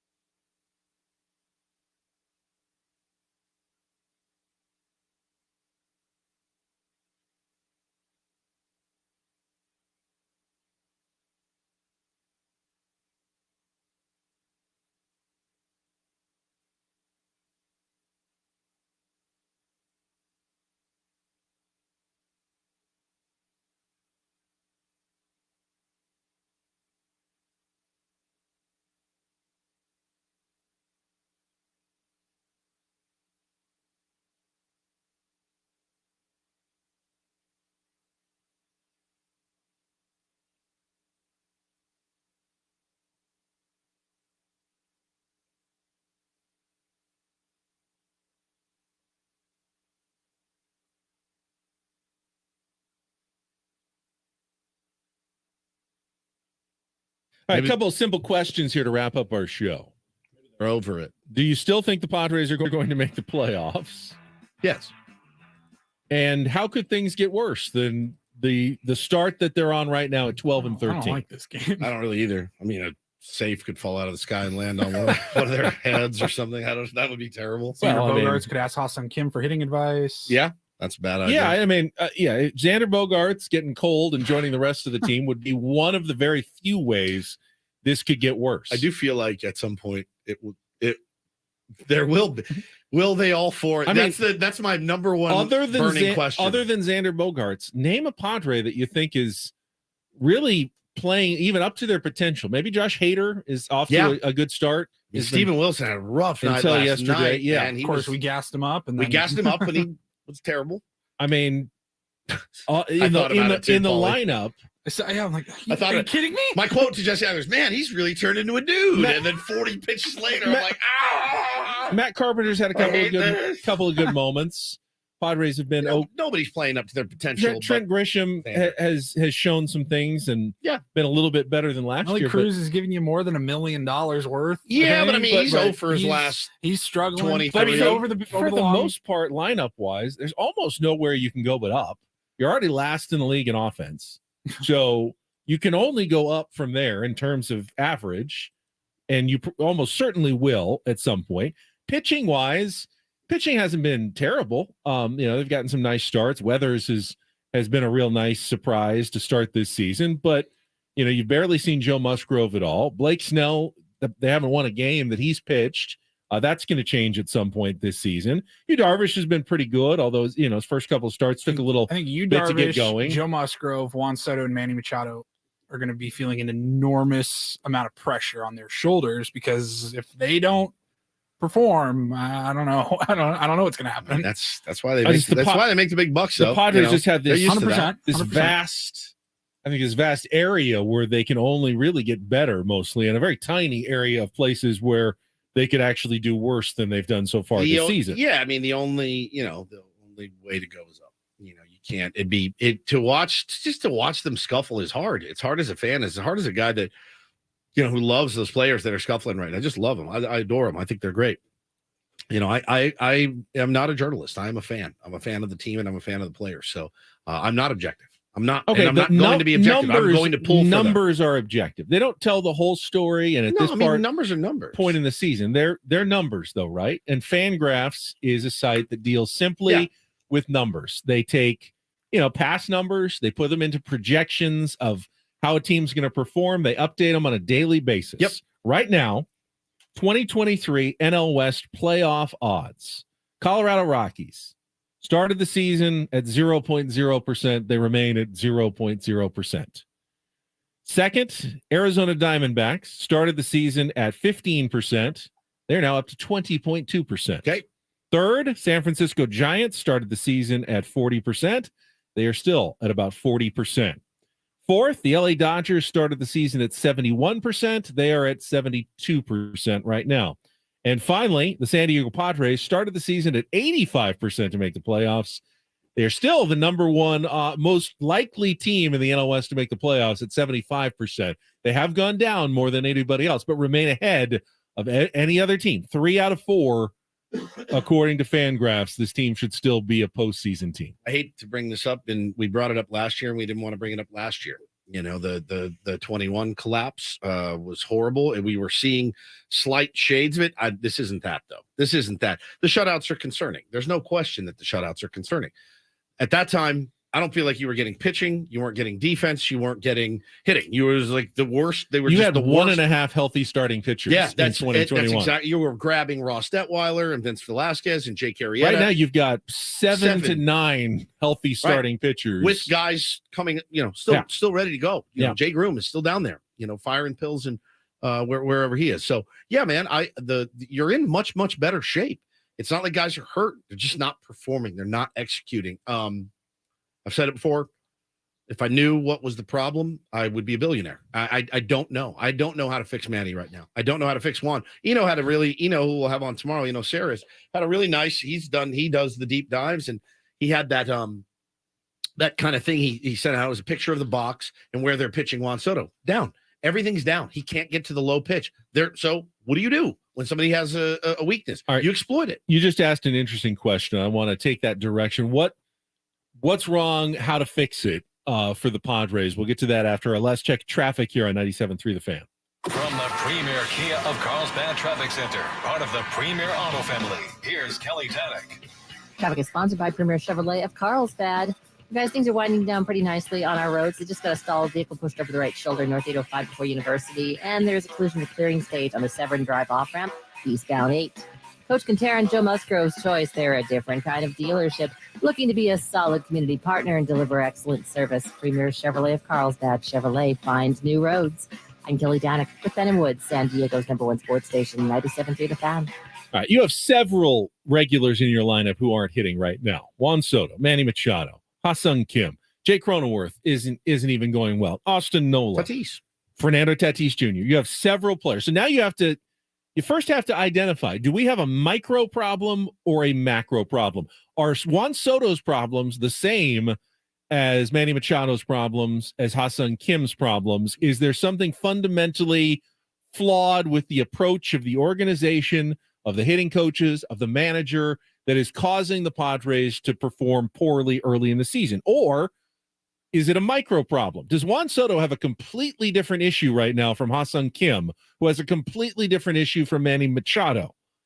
If that's the case, then it's on the players to really address their issues and improve. Sure, they can get individual help from the coaches to work on things, but is this a macro problem or a micro problem for the Padres? It's a micro problem. I agree. I think it's a micro problem. I do as well. And it's easy to point to the macro and say, man, you have a lack of voice in a hitting coach, but you do have Ryan Flaherty, who's been there. And again, I mean, not like last year's team ripped the cover off the ball all the time either, right? I mean, they didn't. They won a lot of ball games, certainly, but and then you added cool ball and all that. But, the Giants, who won 107 games a couple of years ago, they had 14 coaches. They had a yoga coach and a poetry guy, and they had a sommelier down there. I mean, they had them all. Like, you want to talk about voices, that had the 14 voices. They did. It's not, I'm making a joke, but it's not a joke. It's funny. They have 14 different voices to teach these guys like Brandon Belt, Buster Posey, Brandon Crawford. Is it a lack of buy-in? That's a macro. So that's a macro That's problem. A macro problem. Lack of buy-in, lack of heart and hustle. Right. Those are macro problems. And then you point at Bob Melvin and his coaching staff and say, hey, this team isn't pulling on the rope together. They're not on the same page. They don't understand what they're supposed to be doing. That's a macro problem. They do exist in Major League Baseball. They absolutely Padres did. had a macro problem under Jay Stingler for a while, I believe. They did. In all, that slide was a macro There problem. was a macro problem there. Right now, though, I agree with you. I think it's just a collection of micro problems, and micro problems tend to go in waves in a Major League Baseball season. If you're a Major League Baseball player, there's a reason you've gotten to the big leagues. You have talent. You have an idea of what you're doing. Now, it doesn't keep you immune from slumps and going into ruts, but usually because you've done it so long in your life, you'll get to a point where you'll get out of it. You'll fix it. And I think that's where we are with the Padres right now, a series of micro problems with guys who just need to kind of get going and get locked in. And it's easy to call it a macro problem because there's so many guys suffering and struggling. They're struggling and they're late on the fastball. They're not on time. They're not on time. They're not aggressive. They're not. And when they are aggressive, Ben, they're aggressive on the wrong pitch. Manny is a very aggressive hitter. He's hit 450 or something on the first pitch last year. He's swinging at sliders that are barely catching the corner, and he's popping out. It's good to be aggressive. It's great, but you got to be aggressive on the right pitch. And again, the book is out right now. It's your job as a hitter to change the book. Trust me, Drew Smiley's going to try to go low and away to Soto today. And if Soto spanks it to left field in his first at bat, he's probably still going to try it again. And if he spanks it to left in his second at bat, he's not going to go there again. By the way, give some credit to the opposing pitchers who are executing. I'm tired of giving credit to them. You can say I'm going low and away. It's easier said than done. You go low and away a foot outside, and Juan Soto spits on that pitch, and he will take his walks. He will. But I've noticed a lot of pitchers who are going low and away to Juan Soto, and you know what they're doing? the little edge of the ball is hitting the edge of the strike nicking zone, the corner right and now. it's Yep. lighting up, and the umpire's calling it a strike right now on Juan Soto, and he's in the torture chamber. He is in when the it's like, blender. that's not a good pitch to hit. He's looking that ball that is 98 and at the knees, and 1 millimeter of it crosses the outside edge of the black of home plate. It's both a strike and a terrible pitch to swing at the same time. Yeah. But sometimes there's a no-win situation when you go up to home plate. No doubt. There's no way to necessarily hit a great ball on a 2-strike pitch that is a pitcher's pitch at the knees at the outside corner. And I think Juan Soto's seen a bunch of They're those getting him lately. He's being pitched well right now. They're pitching him well. I will give credit for that. They are pitching him well. But like last night, he missed a 94-mile-an-hour cookie. And I mean, one that he laid in his hotel room last night and thought that ball needs to be in the streets. And he's just not on time right now. He's just not on time. So the most important thing in hitting is being on time, and he's not. And it's there was a couple games last week, and I was tweeting with somebody. I go, honestly, man, I've honestly never seen somebody so locked up at the plate. Locked up. There's it's easy to say, oh, he's up there looking to walk. It's not because he's afraid to hit. He's locked. He cannot fire. It's not firing right now. And when he does fire, he misses. He's missing cookies. Manny is missing cookies. Those guys don't miss. They make $20 to $30 million a year by not missing cookies in the zone, and they're both missing them terribly. And that's what the problem is. And once they start hitting those cookies and they get on time, it's over. It's over. They're gonna bounce back. I'm stubborn as all get out on both of those guys. I really am. It's pretty easy to understand, even if you're not a baseball player. Whatever you do, when you lose a little bit of confidence, then it just compounds upon itself. The lack of success then makes you doubt yourself on the next pitch and on the subsequent pitch. And then you get a little bit of success. You know, Juan Soto drives a couple of balls. All of a sudden, he's got that confidence, that aggression up there. He also, I'll know that Juan Soto is locked in when he's not. What bothered me the most yesterday in particular is when he starts running to first base. Yeah. On a strike. Yeah, no doubt. Even if it is an outside pitch, I would like to see him wait and just say, you know what? I want to be in this box. Yeah.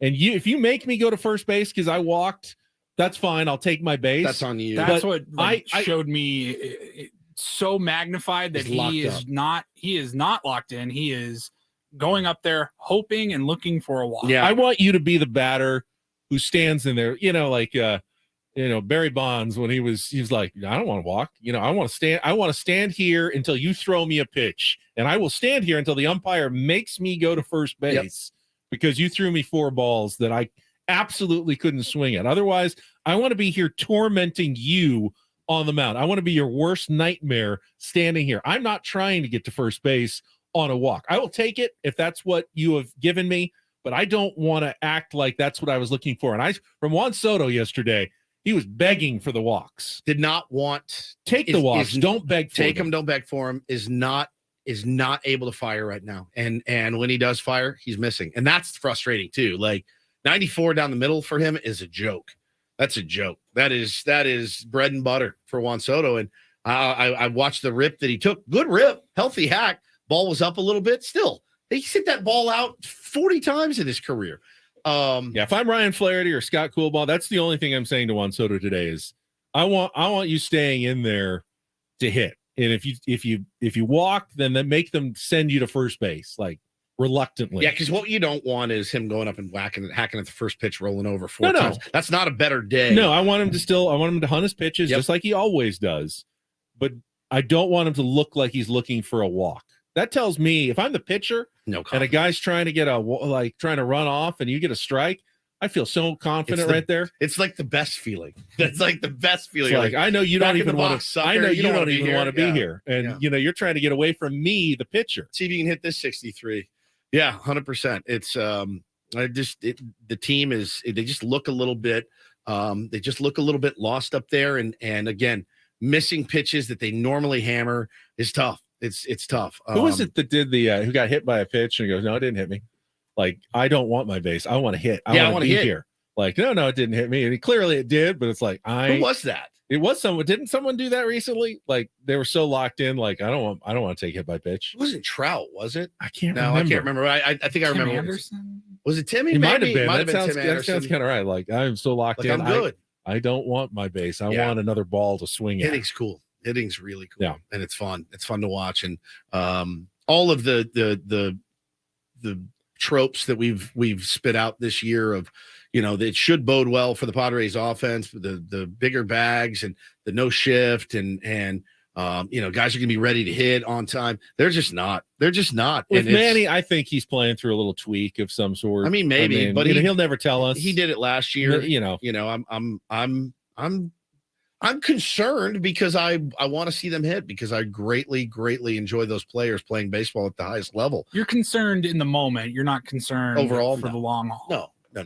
I again, they post and they're going to be in there. And I agree. I'm very concerned about today's game. Yeah. With the pitching matchup and the way they've been struggling.